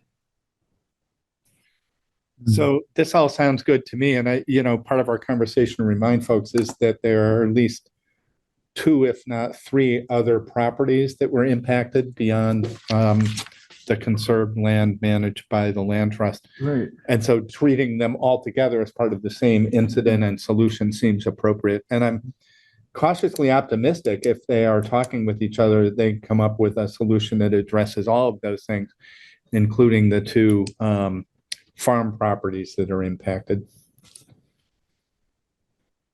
Mhm. And so I guess what I'd say is, I know Aaron's still here as well. Jim, Aaron, if the time comes where we need to resurrect the letter or another avenue, like a meeting with folks, like we have had the Secretary of Transportation in this meeting in this meeting room at least once, if not twice. So if the town can be helpful just to escalate it to get their attention, we can certainly support in that way if that's warranted. Mhm. Yeah. I think already the prospect of a letter has perhaps created some movement from the Agency of Transportation. So Good. I think from a purpose of goodwill with that agency, we give that not too long, but a short, brief period of time to let that play out. Sounds like good judgment. Love it. Cool. It's too bad it's needed, but yeah. Aaron, do you have any other perspective?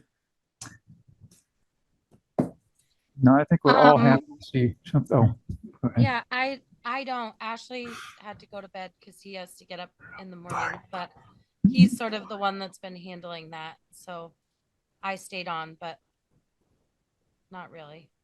Okay, thank you. Yep. You better run the volume up. Okay. All right. All right. So we're. Thank you.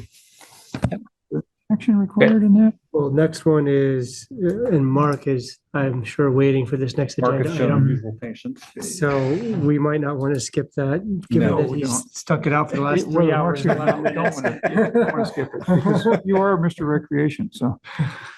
Yeah.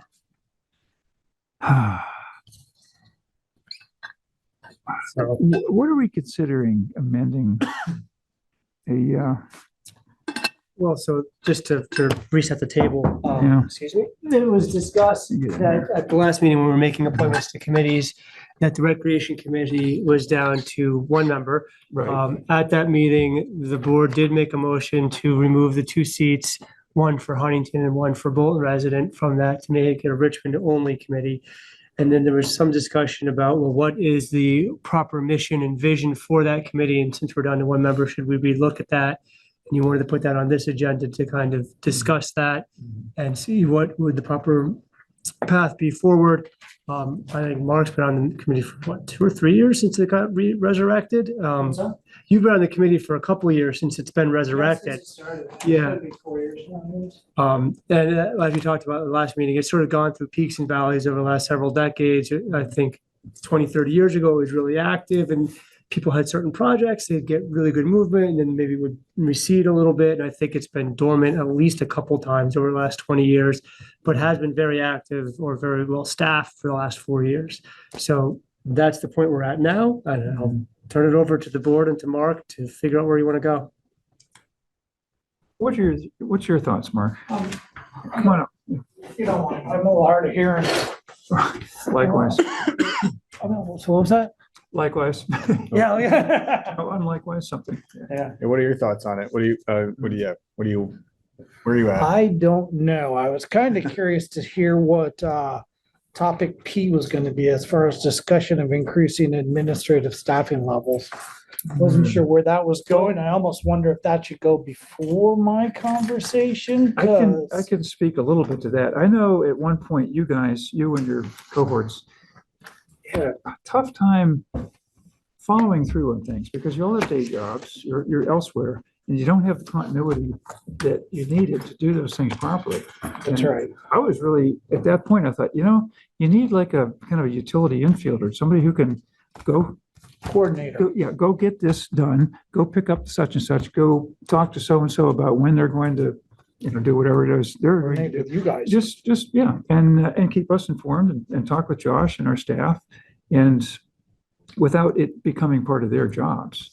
And you want to do it? I just have a historical perspective, there have all been these sort of, if you used a Venn diagram, there would be these overlapping things, like, so like Little League has its thing, rec soccer, and then there were club soccer, and the club soccer evolved to join with Jericho. There used to be a separate Camel's Hump Soccer Club, and then it joined. So these things sort of evolve over time. Those are in terms of the actual activities, and it takes a fair amount of time. I can't tell you how many hours I spent like raking and grading infields, back in the day. Setting up nets and. And so that's some of the stuff that happened. That tended to be parent volunteers. There was at least once in my span here in Richmond where there was a discussion about should we have a recreation director, and my recollection is it was soundly defeated. People didn't want to pay for a recreation director. So we could do that. I mean, someday when we're trying to direct traffic at the pickleball or whatever, all these things are going to start. I don't think we're talking a full-time position here. No. Oh, sorry, Jeannie. Well, I was just gonna say, you and I had talked a little bit about that, and I had attended so many of the recreation committee meetings. And somebody really suggested that, it could be like a 10 or 12 hour a week position, a rec director, and it may be something that a volunteer would even want to do. But one of the things that we were talking about, or that I brought to the recreation committee, was here are some things that you could, that the recreation committee could do. As far as the maintenance or the following up of what our proposals have been. So, no, that's. Basically somebody to liaison with the rec committee and these other organizations who could actually, I think, improve coordination and maybe take some of the work off of what the road crew's doing. And I know Josh is a busy guy fielding all those calls and scheduling the park and all those kinds of things. I think a part-time position with those kind of responsibilities, maybe some oversight of the website, coordinating with the rec committee, could go a long way in actually, getting bang for the buck and improving volunteerism. Volunteers green. so this is Nobody exactly has- the conversation that occurred, I don't know, 10 or 15 years ago. It was exactly this conversation Yeah. that we're having again. And so maybe it's a different time. Yeah, but then we went through 15 years of the parks being neglected, and now everybody's like, No, wait a that's- second, this is crazy. That's the point I was gonna make right there. is I that- actually dispute that. I think we have 60 years of neglect of the I park. stand corrected. So it's not because of that failure to do something then, like the round church green, the roots of that go back 60 years. So it wasn't a deflection point.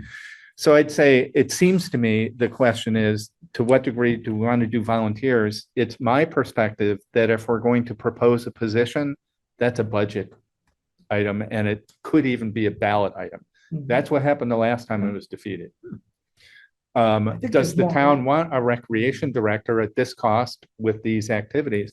And one Director's a way, strong word. I was warned against using director. so where I'm Coordinator. going is, one approach is to frame what you think the town might benefit from and get it vetted a little bit and say, with the idea of voting on it in March. That's over the horizon a bit, but that is a way to put it stake in the ground.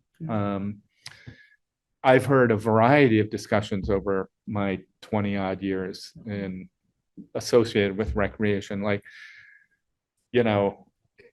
how you create little league teams. Well, the rec teams work the same way. Somebody's got to do that. Somebody's got to, what's the relationship between the town rec department and the senior center? I mean, some of these things are self-sustaining. So I think it's describing sort of what's the niche that a position would do. What sort of a job description and a scope of duties. I have a job description I sketched out. I'd like to talk to some more people about it. Some, you know, the Three Parks Commission, Frank Yeah. Thomas. I think the way and in hammer my that head, a little more. in my head, that like concretely, with but yeah, heading I'm it good. towards a budget item, which starts in the fall and could be a ballot item in March to say, do people want to fund this position to do these things? And think about how it's going to make things better. Right. Well, I've been thinking in this line for a couple of years now, but I was letting it season because the time wasn't right. But if I think how many people have complained about this, the quote, sorry state, unquote, of our town parks, recreation facilities and so forth, plus all the other things of a rec let's call it a rec coordinator can do, I think it's at least worth taking to the voters and then finding money for it. Now, would somebody be willing to step up and say, I'll do it as a 15-hour-a-week position? We don't know until we put it out there. But I think you get what you pay for. And I think if we really want somebody who will commit to this and not just do it for a few months and then get bored and kind of stop, it probably should be, in my opinion, a paid position. I think it'll be a more durable position that way. Yeah. Anecdotally, from my end, our kids last year started playing soccer, and I know that they all coordinate that and they all have full-time jobs. And just one of the things that doesn't take a lot of hours to do from a full-time job perspective, but from, you know, the woman, Annie, who did it, she has 4 kids and all of them are playing different soccer leagues. And it was just a nightmare. And the coaches were like, well, what's going on? Who's coordinating this? And come to find out, it was just a volunteer. We all assumed it was like a rec person because that's who had done it in my town in Southern Vermont. So I know we all thought about it like that. That's one of those things that would be a very small ask of a town employee, but would be a huge boon to that rec soccer program in the town. I would add to that, because you just put a thought in my head. We could reach out to VLCT's HR team or whomever would be the appropriate people and say, how many towns, 5,000 or under, have a full or part-time rec director? Would you think they would know that? They might. Yeah, I mean, they do a survey every year. They Scope at of- least Just to see if we're. Well, The Yeah. scope of those Or- jobs too. I or mean, mainstream. I think a lot of people would be hesitant to hire a rec director to only do coordinate soccer. sports from kids from Mhm. 4 to 11 years old. Yeah, I think there'd be a lot they but- could do with the senior center. Yeah, I think there's Yeah. there's a lot of potential benefits for the town there. I think Shelburne, it's a very different town. I think Shelburne does have a position. They've got like a whole field house kind of thing, right? Like there's a whole different set of infrastructure there. But it's possible to look around and say, you know, Yeah. I honestly, when people say, what should the town do about anything? It's like, well, what do the voters want to pay for? So, I think and, you're- and I've you're on the right heard path. exactly your discussion about, you know, it's hard for parents. I've heard that for 20 years. And I'll just say, the other thing I've heard is Isn't it a new parents, problem that I'm other dealing with? parents, people going, well, I did it. Yeah. Why can't you guys do it? And Also, you a should lot of just be people say, well, prepared for that well, we did it, and I conversation. wish someone Yeah. had helped us do it. And it's Well, no, there's no limit to the amount of volunteerism and the incredible work that's a lot of people do volunteering, but it goes unnoticed until they leave, and then whatever Or the fact that they don't get organization paid. is scrambling to try and coordinate and put that back together. We're not looking to. I don't think we should be looking to replace those volunteers and those people who coordinate these Just to kind of committees. boost them up. But right, to just Supplement and liaison coordinate. with them and the Yeah. town and the rec committee Right. and coordinate bigger and better things. Well, one thing we ran into vis-a-vis the parks, we created a gardening committee 2 years ago, I believe. And a good chunk of the people who signed up for the gardening committee were former volunteers who had maintained town plantings, like at Volunteers Green and at the Welcome to Richmond signs. And they got very little recognition or appreciation, and they burned out. And Fran Thomas in particular, she did that for years, even after everybody else kind of stopped. And eventually even she said, screw this. I mean, I'm getting no support. Everybody wants it, but no one's willing to step up. That's the risk you run where you just say, we'll liaise with volunteers. Sometimes the volunteers literally aren't there and it's just not getting done. Well, I've seen that happen to rec programs, you know, while tuning into your meetings. You've got these things, you need to coordinate with Huntington or whatever. Who's going to do it? Well, everybody's going this direction. Somebody has to go over there. There isn't that somebody. So that doesn't work anymore. And, you know, when those things start withering, it becomes more of an avalanche. Absolutely. So- Absolutely. I think the committee's been on board with that idea for a while. And one of our last things we did in our final meeting was really sketch out and discuss the concept of a coordinator who can facilitate. Great. I think you're on a good path. I mean, if you want to have more of those conversations and loop us in, I will, in a roundabout way, have conversations with people too. get a sense of it, and I think that- July, maybe August, will come back in August. Yeah. I think come it's a back and, very some worthy. specifics, not really time Mark some sensitive. specifics for what this person might do. I mean, just a list of 10 should be pretty much off the top of your head. That would probably help us conceptualize it better and also Yeah, communicate. you it want me better. to just rip a couple I don't know. if now, we're or ready. do you looking for something more written? when I come think a back in written August? document in little more advance. organized, yeah. And then Josh, are you going to reach out and just see if you have time? Kind Yeah, I of can ask who has it and what some job descriptions do they similar have. sized Yeah. towns and what they got? Yeah. It strikes me there are sort of two pathways here too. One is like the activity stuff you were mentioning, like rec soccer, and the other is like the facility stuff. Yeah. Like, There's a third, you know, grant writing. Oh, yeah. Grant writing would be potentially huge. It's on the list. Yeah. Yes, But as people, as the That was Friends high of the on the Library list. or the library trustees Mhm. go, I mean, a huge chunk of what they do is grant writing. I think just a housekeeping point. I know my wife always talks about, she does HR. If you can create the title for the person you want to hire, not what you. So calling it a director will get a different skill set in there when we're including grant writing and stuff. It'll get a different group of people to apply for it. So if you're just doing coordinating stuff or facility stuff, that's one thing. But if you want someone that's actually going to have the expertise to do grant writing. Well, our goal was Title to does matter. not put a heavy price tag on it.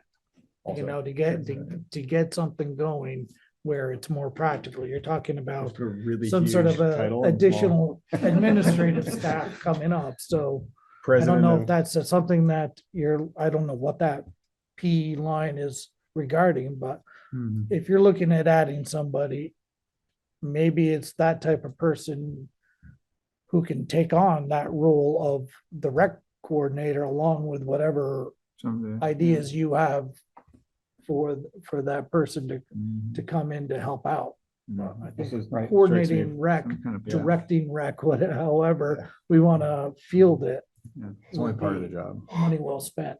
It seems like if we have someone who is adept at grant writing and knows how to do all that too, it'll pay the. They could position will easily pay for itself. themselves if they are Plus good at some, grant writing. Yeah. Yes, absolutely. And so I don't know if that package was proposed 15 years ago. I don't But think now so. that we've had 60 years of degradation of park facilities and ever growing participation in rec programs and potentially all these facilities up at Brown's Court to maintain and grants, I think the case can be pretty easily made that this is worth exploring. Yeah. 100%. Even if it just prevents us from getting in the same bind 60 years from now.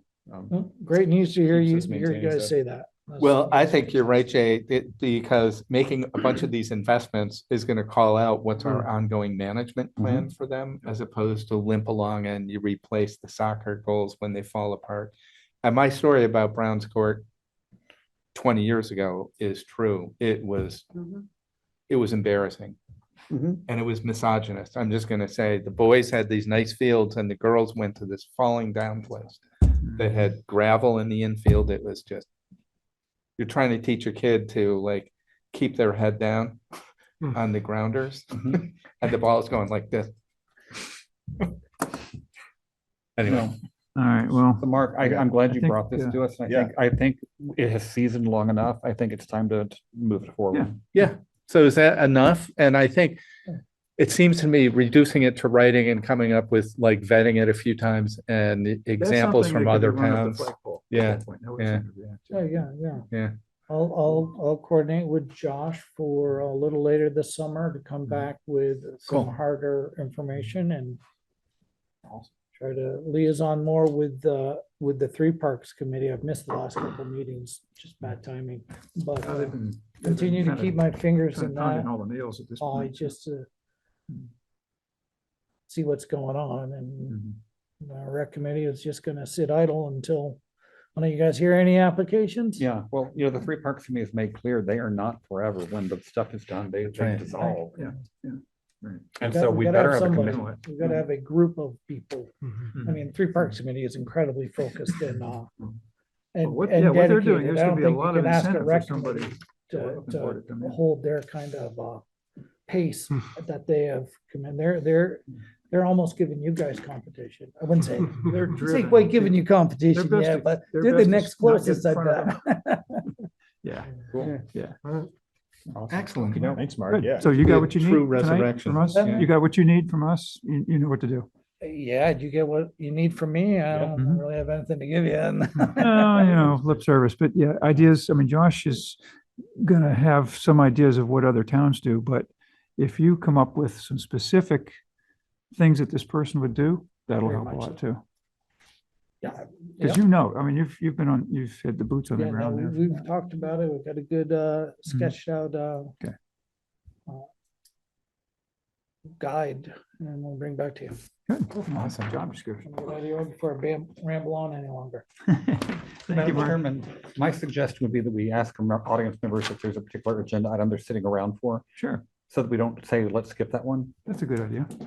I'm just listening. You're Oh, having a good. good time. Okay. I was waiting to hear what Mark said. We've talked about this somewhat, and the Three But you're Parks welcome to Committee stay. had some ideas of, Yeah. that I talked about, shared at the Recreation Committee. Mhm. And following this, like you just said, the maintenance kinds of things, not that they would do the maintenance, but Right, hey, but it's time just to trim that notice that it tree. Oh, needs- did you notice Yeah. this? Mhm. Yeah. Yeah. That's, There's a lot of things to pay attention to. I would just ask what P is, if you're looking to juggle any alignment. I'd be curious to hear that. Yeah, that would be my suggestion, just because I think it is important that we do P, even though it's, It didn't come out right. Okay. So you want to- It is late, isn't it? Oh, man. yeah, if we had to do nothing else, I would do, if we were just gonna You would P? reschedule the rest of this, I would do P, S, and T. Mhm. I think we sort of have to do the municipal park public hearing. The ordinance, We warned it, just right? because we So- warned it. and Because we it's- weren't, okay, well, then let's just blow through it. Oh, Yeah. okay. Okay, so you want to just go into that? Okay. So there's some, you can go through that one pretty quickly with the motions in the packet. I move to open the public hearing to consider amendments for the municipal park ordinance. I'll second that. All right, all in favor? Aye. Aye. Aye. Aye. Who's the- Okay, And I move to forego reading the entire ordinance aloud and read only the title. good. I'll second. Aye. Aye. Aye. Aye, aye, aye. So the general summary of changes to the municipal park ordinance are very short. We are going to change the general section to include the round church green in the ordinance. And it amends attachment A, the municipal park map, to show the location of the round church green. So all it really does is add one park to the ordinance. Show us where the round church is, or the green. Any questions? I think we've gone over this, right? The whole point is just There to, would be any. What's that? just to loop in the round church. part. It's just looping the round church to all the other pieces that are outlined in the Could ordinance. have been orphaned. Yeah. As far as As part public of the Three comments, Parks which Committee, you it should guys be are part of the Republics, Parks you have to say you have none. There's a message in the chat. I don't know if it's. Oh, that might be an old message. Let me see. Good eye, but I think that's officer's name again. We didn't do that, so. I think we've moved on from Duke the K-9 and Corporal Mhm. Cohen, so no public comment. Okay. I move we close the public hearing. I'll second that. Okay. All right, any discussion? I think not. Moved and seconded, to close the public hearing. All in favor? Aye. Aye. Aye. That's 5 votes at one time. Okay, Um, hearing is closed. I move to adopt, go ahead. No, you do. Move to adopt the amendments to the municipal park ordinance as presented. Second. Okay. Motion made and seconded. Any other discussion? We know what they are. They're right there. Okay, all in favor? Aye. Aye. Adam, I. Art, aye. Lisa, aye. David, aye. All right, okay, unanimous. Where am I here? Concise hearing. Very small updates. How are we still here? We're so good at this. So I keep going back to P because it is getting late. We want to skip MN and O at this point. And do them next time. That would be my suggestion, but I'm not in charge. Yeah, I'd say that seems appropriate. That sounds really MNO. good, yeah. Josh, do you want to do, well, no, P is probably a discussion, so Sure, I mean, I can give kind of my thoughts on P. I let's do kind that. of wrote some stuff out. Let me give sort of the summary of what I'm thinking. So yeah, I wanted to start a discussion of increasing the administrative staffing level. The workload continues to increase as we're adding grants and projects at a fairly rapid pace. So just since the July flooding, we've had 2 FEMA claims, the July flooding and the January windstorm. 11 properties interested in buyouts or elevations that are pretty labor intensive for town staff, AKA me, to go through and put the grant applications together. And then once we get the grant, follow through on that. We've had 2 emergency watershed protection grants that are very labor intensive to manage. And basically it's funneling money from the state and feds through the town to help private owners with rivers or streams that are encroaching on their land. So going through the application process takes time, and then managing each process also takes time once you get that. We've also recently had a grant to study the Winooski River floodplain, so hiring an engineer and going through the process of managing that program. Additional work not related to flooding that is either started or will be starting soon, management of the additional ARPA projects in the park. As they've made clear, they've done their job, and now it's up to town staff to implement. There's a number of things that we probably should be rebidding every year that we just haven't had the time to get to, including rubbish removal, IT service providers, auditors, banks, even smaller items like the postage machine. A need to better assist Finance Director Connie Bona with more consistent payroll and accounts payable backup, and she could expand those duties because there's definitely plenty of work coming her way.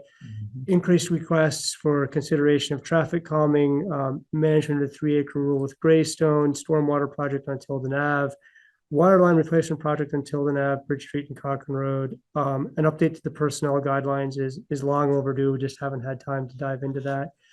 Other items that have increased over the last couple of years or so in water resources, we had a pretty drastic change in management, which took a good amount of time to kind of work through that, stabilize current staffing, institute new management, and put them on to help them get onto a course where they're performing extremely well now. But that process of change did take a lot of time and resources.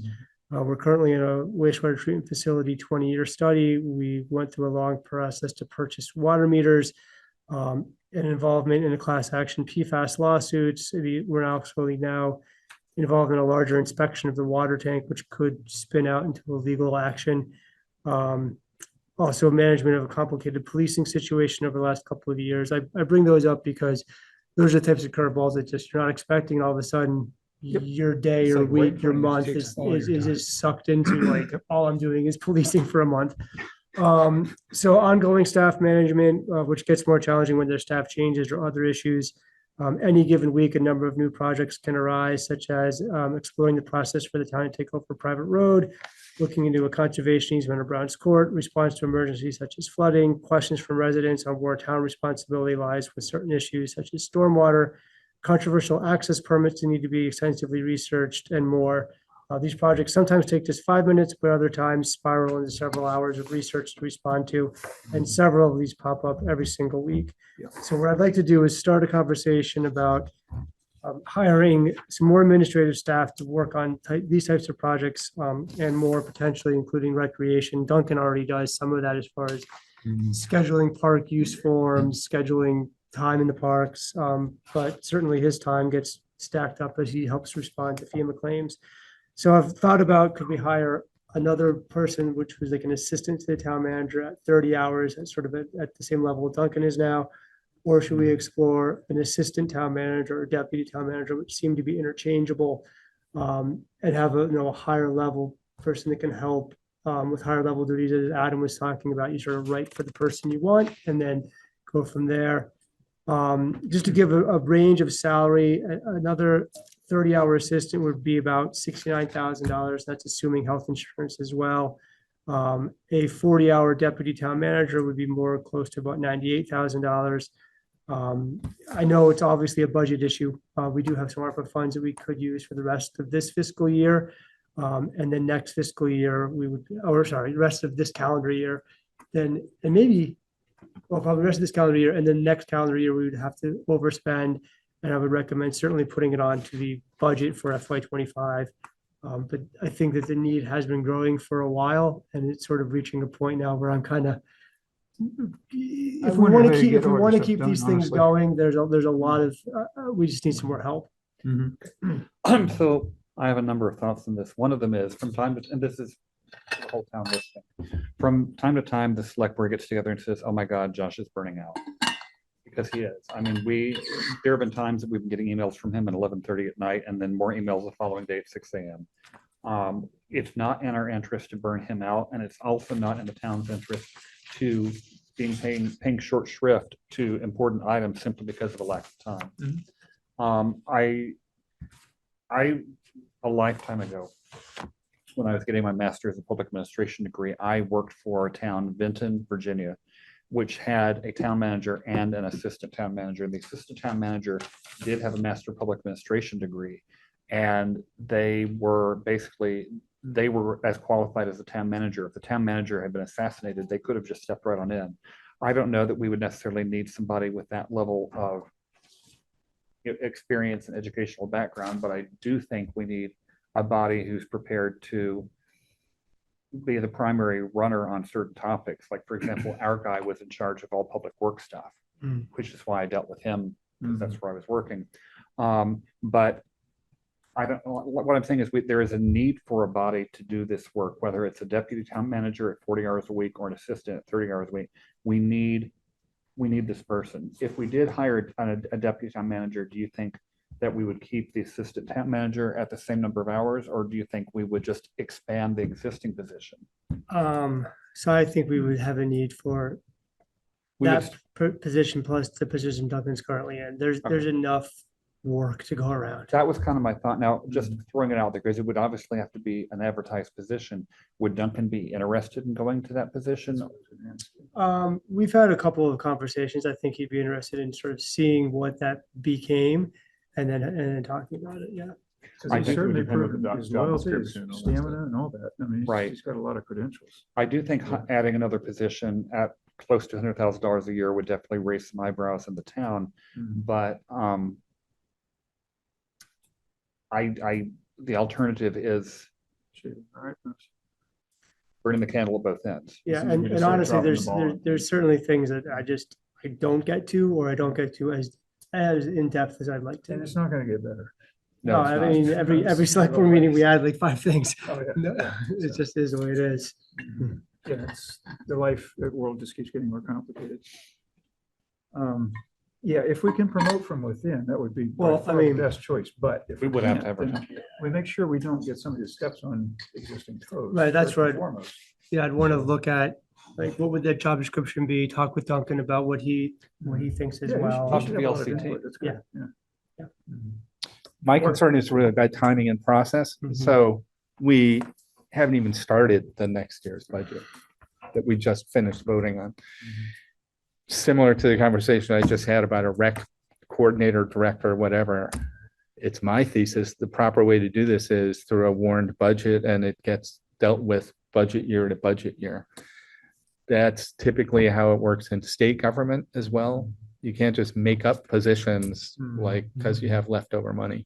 Can we wait that long? That's my question. It's just really awkward because we just put the budget to bed. Right. And now we're saying we want to add a position. Well, I find it really uncomfortable, even though I see the merits of it. It's uncomfortable having just gone through the budget and this is what we need for staff. And before the budget is even implemented, we're saying we need another staff position. That is not a good position for us to be in with the voters. So I start with that. Often what people do is do sort of contract or interim, because expanding a workforce without voter authority, I think is Risky. I wouldn't do it. poor form. Right. Josh's proposal was if we think this is worth exploring, he would come back with more details. And I think at that point that we can do fairly safely. But yeah, this does need to go before the voters. This would be a major expansion of the Yeah, town it says workforce. benefits and all the other things. So having said that, I think we should move it forward because I appreciate this as you've all already described. As an interim approach, what we've done in the past, like, when a town manager was indisposed, we contracted for an independent town manager. It's not a permanent, full-time classified position. It just, we're going to pay this person because we have money now and we have the work now. So that is something we might contemplate for an interim before we have a position. We've got the money. Can we contract for support from somebody with experience and then build our case and plan for budget in the out years? So that's just That's one a approach. good idea. But now look It's at a much what we did quicker with water solution, and first sewer of by all. having to pay Yeah. somebody because we didn't have, Yeah. it's basically the same thing. There Yeah. could be, yeah, that's a good approach. It's just a for much quicker finding out. solution and also gives us the opportunity to be wrong about, if we didn't hire someone. And to be upfront with the voters, like, well, we're doing it now because we have the money and we need it, but like, we're really going to put it to you.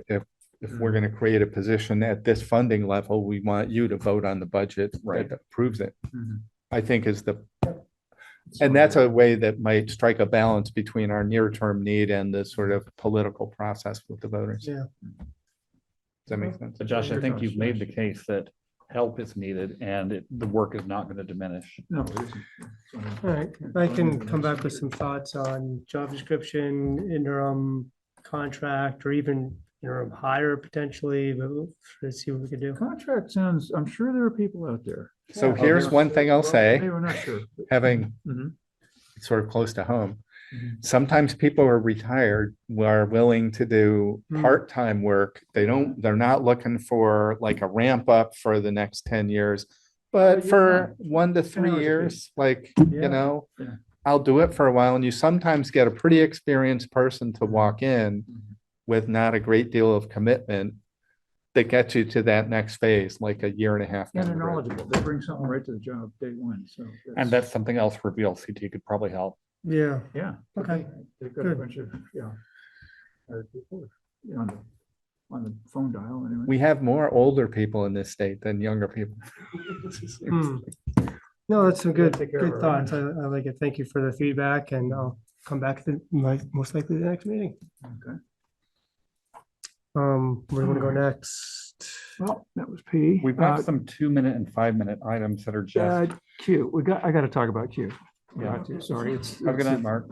TCL. Thank you for sticking it out. Yeah.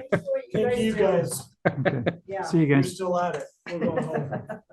The Town Center Committee didn't necessarily even want me to come or to be on the agenda for tonight, but I saw, I think, the opportunity to say some things or just talk about some things for a minute that have to be talked about. Good evening. Big word. First of all, the Town Center and library as a combination, we haven't done anything on the library as a committee yet. I don't know what to do. The library has a whole separate set of needs in the Town Center. It's on a different schedule, or it should be on Different a building. different schedule. What's that? Different building. There you go. It's different. Yeah. So I would like to separate that from the Town Center and Library Committee. I think it deserves to stand on its own. It'll be better off on its own. We're not working on it. It's also having two elephants in the room to eat rather than one. And we have a small committee without a lot of depth, in working on these things. So I think that's something we have to change the charter for the committee, or we can just do that by decree, I suppose. I don't know how we do that. I mean, I think ultimately it's up to the select board. Select board created the committee. Mhm. I don't know if you want to discuss that among the committee members first and come back with a recommendation just to sort of follow a procedure that, full buy-in from the committee. Okay, we can, yeah, I just wanted to bring it up as it needs to be thought about. And if the answer is no, well, okay, we'll figure something different out, but. Yeah. All right.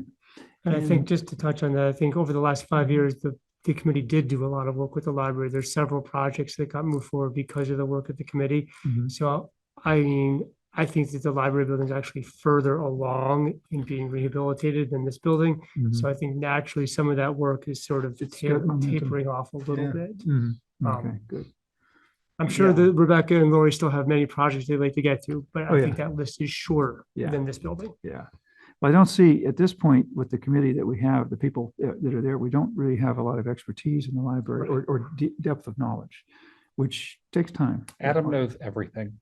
Is that? Yeah. He could do it. You did used to have Lori Dana on the committee, who's also a trustee, who was intimately involved with that building and all of its needs and brought a great deal of knowledge to the committee about that building, and she's no longer on the committee. Right. So And Dave Healy from was that- also very knowledgeable. I don't know how. So he's he done was it, but- great. He's sort of the Adam of the group where he's great at, well, no, seriously, Yeah, he knew, yeah. but he knew a lot about Right. building restoration Mhm, and like, mhm. and contracting in general, whether it was this building, a library, Right. or a building in Burlington. So Mhm. that was, he brought a lot of knowledge like that, whereas Lori was more like, the library needs a front door and here's Oh, why. yeah, yeah, And she would tell yeah. you why. Exactly. Yeah, so we don't have that type of advocacy on the committee at this point. It's not that we wouldn't welcome it, Mhm. but just with the people we have now, and with the result of the bond vote was not that, it wasn't that no projects were getting done, it was that the bond for specifically this building Right. did not pass, and so we've kind of taken that, not kind of, I mean, we have only worked on that issue. Yeah. That's not to say that we don't have any intent to work in the library or don't want to or any of that. It just hasn't been at the forefront of what we've been doing. And I don't see it moving to the front. I mean, many of the projects are in process, like you said, and further along. And so Yeah. this building needs more, needs the time right now. Well, the thing is, yeah, I mean, the library needs some design work, I guess, or, repair work. We have a plan for this building, but we don't know what to do with it exactly, to put it bluntly. I think we should still take a page from Winooski's book and build a large transparent dome. Ooh, biodome. Yeah. Probably sure. I'm struck, it was not that long ago, we were talking about, do we need a facilities manager? Mhm. And it sort of springs out of the conversation we just had about where are the holes in our team, Mhm. so to speak? Mhm. Where do we need more bandwidth? And so that's something, first, we might contemplate around what's missing in our in-house team, whether it's a contracted facilities manager or a staff position that has some responsibility that's more bandwidth for facility management. Because I'll remind people, we have some other buildings that are in some disarray as well. Like, so we, not to mix our metaphors, but we put out the fire of the day.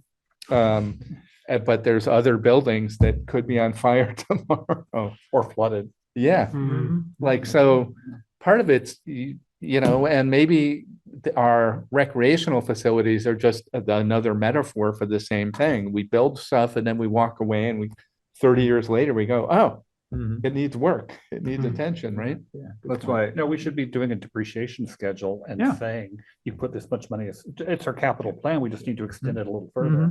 To some of the real. But with the expertise to do it, because I'm certainly not that guy, like, what's our plan to replace various building systems? How often do you paint? And it depends I'll on. trade an hour of expertise for an hour of childcare any day. Well, we have a new employee who can help with that, right? But so where I'm going Yeah, is, yeah. is it a volunteer group?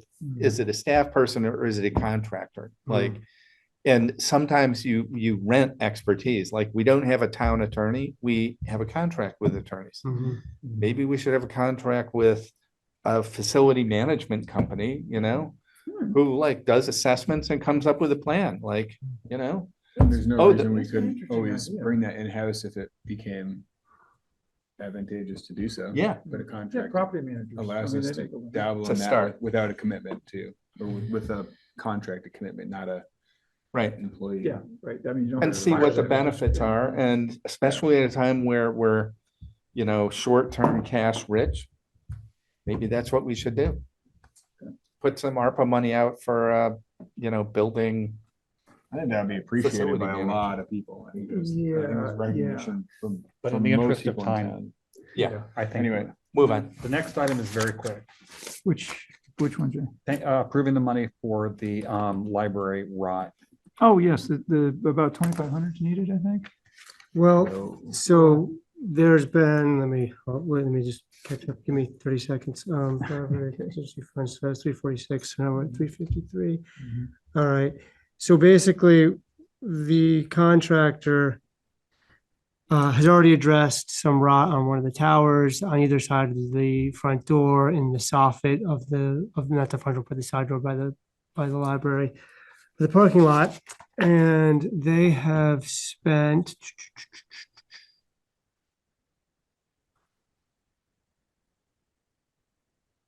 sorry, I'm trying to remember where we are here.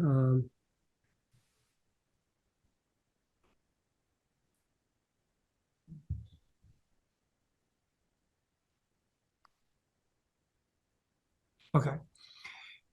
So they estimate that they've spent about $15,550 of the $17,955 contingency, which is not surprising given the building.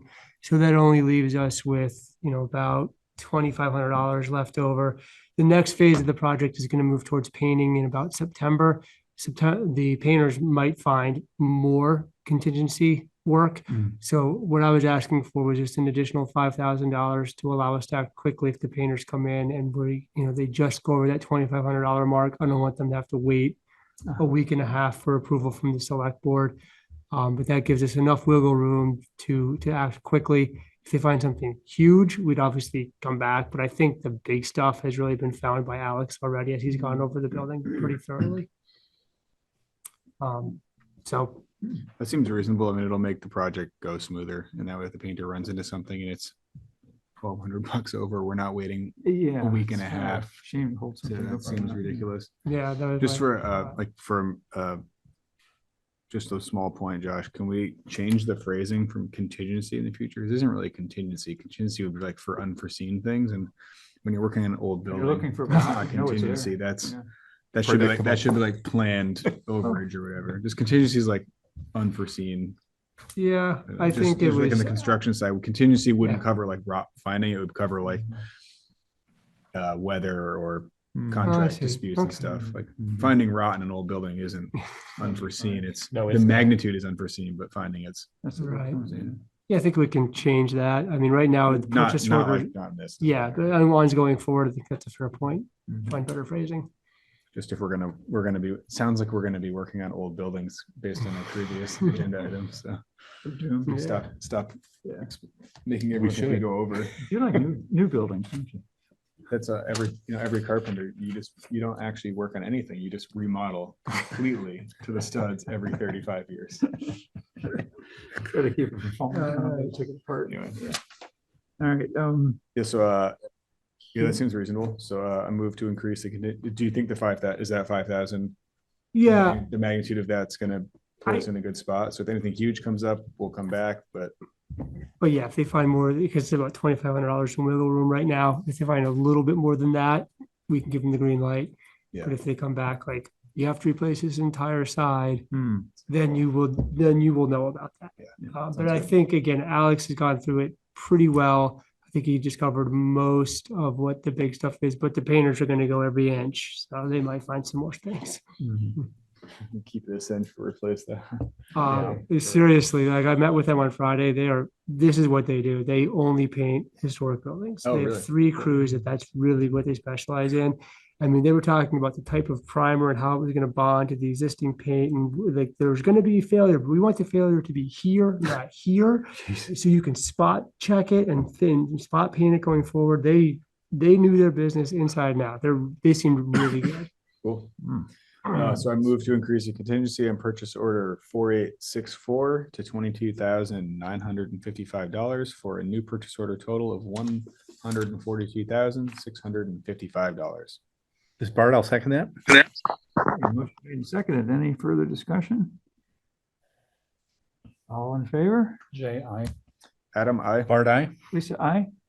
David, I. Right, you got it.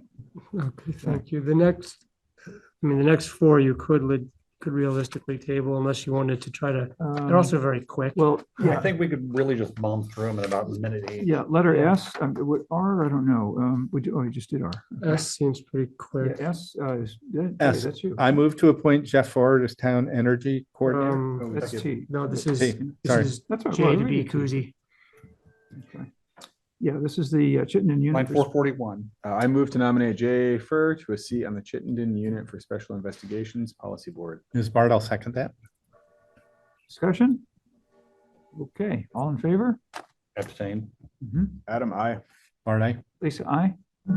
David, I. You got it. Welcome, Jay. I move to appoint Jeff Ford as Town Energy Coordinator. Second. I don't think we need discussion. All in favor? I. Adam, I. Bart, I. Lisa, I. David, I. Okay, there we go. Update on the Port-a-Potty? I think U and V we can table, right? Couldn't we? I would think. Sure. For the ones we've missed, we skipped J. M and O. No, we did We did J? J. Oh, We no, you're right. skipped MN and O. M and O and U We and didn't V. skip A. I mean, I could give you the Port-a-Potty update in about 30 seconds. Okay. Lay it on us. Oh, good. They've both been in since you approved them. Volunteers Green is getting a little bit more use because there's just more people down there. Brown's Court, not as much use, but I think they're both appreciated. And I've got asked Karen Stockwell to clean them daily, and they get a once a week cleaning from P&P Septic. There's a little more deep cleaning and emptying. So I think they're both being used. Yeah. So thank you. Are they flood proof? Do they, If there's a predicted flood, we have to will move. them. will the vendor come and get them if there's gonna be a problem like that? Probably, yeah, we'd have to Yeah, ask. they And go if find not, them. I'm sure we better move them. Make a great machine. Yeah. If they're full, they're heavy. If they're empty, Yeah, they're not. They will move either Oh, way. yeah. Yeah. They'll either turn upside down or. Yeah. Bad. But yeah, we can get them going. And then the review of the all hazard mitigations plan, there's really no action for the board to take. This is an annual update and most of it is in Pete's world. So he usually has a schedule for roadside ditching that he uses MRGP and he follows those standards. He does a few segments every season. So those are outlined in what he did in 2023. And then last year he got even more culverts because of the flooding, because his practice is when culvert washes out, for the most part, he goes up one size. So I think there's like a dozen culverts in that plan that show that he upsized those culverts. So kudos to Pete and his crew for continuing great work on that and taking a crisis like a flood and turning it into an opportunity to do more. What a group that is. I'll tell you, that whole road Right. department is just, Yeah. they're tight. I drove by with their striping down in Jonesville. Or not striping, they were painting a crosswalk, whatever. And Pete's out there running the stop and go sign for drivers, so there's no running workers over, because they know how to do the work. He's just keeping everybody away from them and he's just running the sign. And it's just. harmony. Yeah, no, he's done a good, and he's used, another crisis and opportunity. He had his shoulder. He took that as an opportunity to let his guys learn how, or I think his second in charge has been working on the excavator. So he got a lot more seat time. So continuing to grow their skills. Yeah, Yeah. good. It's nothing but good. Okay, so we left like 5 items, I think, off the whole agenda. Just Great. MM and no, so Yeah, not too yeah. bad. You happy? That's good. No, that's great. That's limited to roll over to the next meeting and now we're towards the end. Anything we've got to do Just here? minutes and warrants. There are no purchase orders. Items for next agenda, I think whatever we haven't finished, plus whatever comes up. What's the executive session? No, that's only if necessary. Okay, yeah. We always have it on there in case something pops up, but no, there's nothing to be added. Anything has to be that? Yeah. Including the petition, right? Follow up on the petition. Added that to the next agenda too, right? Yeah. I think I made a note on that. Okay, but we didn't do approvals of minutes, purchase orders. and Yeah, warrants. that's where we're at. Just those MN and O get tabled. Madam Chairman, I move we approve the minutes from May 20th as presented. You're here. This is David. I'll second. David, Thank you, David. Okay, moved and seconded. Any discussion? All in favor? Jay, aye. Adam, I. Bart, I. Lisa, aye. David, I. We figured, okay. Let's see. Do we have any purchase orders?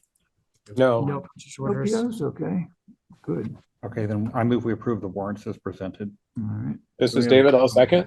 We have one PO for Hunger Valley, don't we? Okay. Is there a PO? I think that was already approved. Do we just, we? Oh, amend? well, the amendment, yeah, I'm doing that now. Okay. You already made the motion on that, though? Oh, that's in there because it's the. Yeah, Gotcha, it's just gotcha. in there Okay. because I added it to the Yep. agenda. Yep, so we don't You need to get a second Um, on approving the warrants as presented? oh, the warrants, I thought there was No, a second. Adam, second? I'll second. We got a third, okay. In that case, I'll all in third. favor? Jay, aye. Yeah. Adam? Adam, aye. Bart, aye. Lisa, aye? David, I. Sounds good. So moved. Okay. That's it, we just have to Madam sign Chairman, I them. move we adjourn. Items for next agenda, I guess we're just. I thought we already talked about that. Oh, Yeah, I got a list Okay, yeah, of stuff we can things, and if finish anybody and- comes up with anything, just email me. Okay, Madam Chairman, I move we adjourn. I'll second. Need a second. I'll second that. No, David did. David did. Oh, thank you. All right, save the embarrassment. So all in favor? Aye. Aye. Aye. Let's go home. Aye.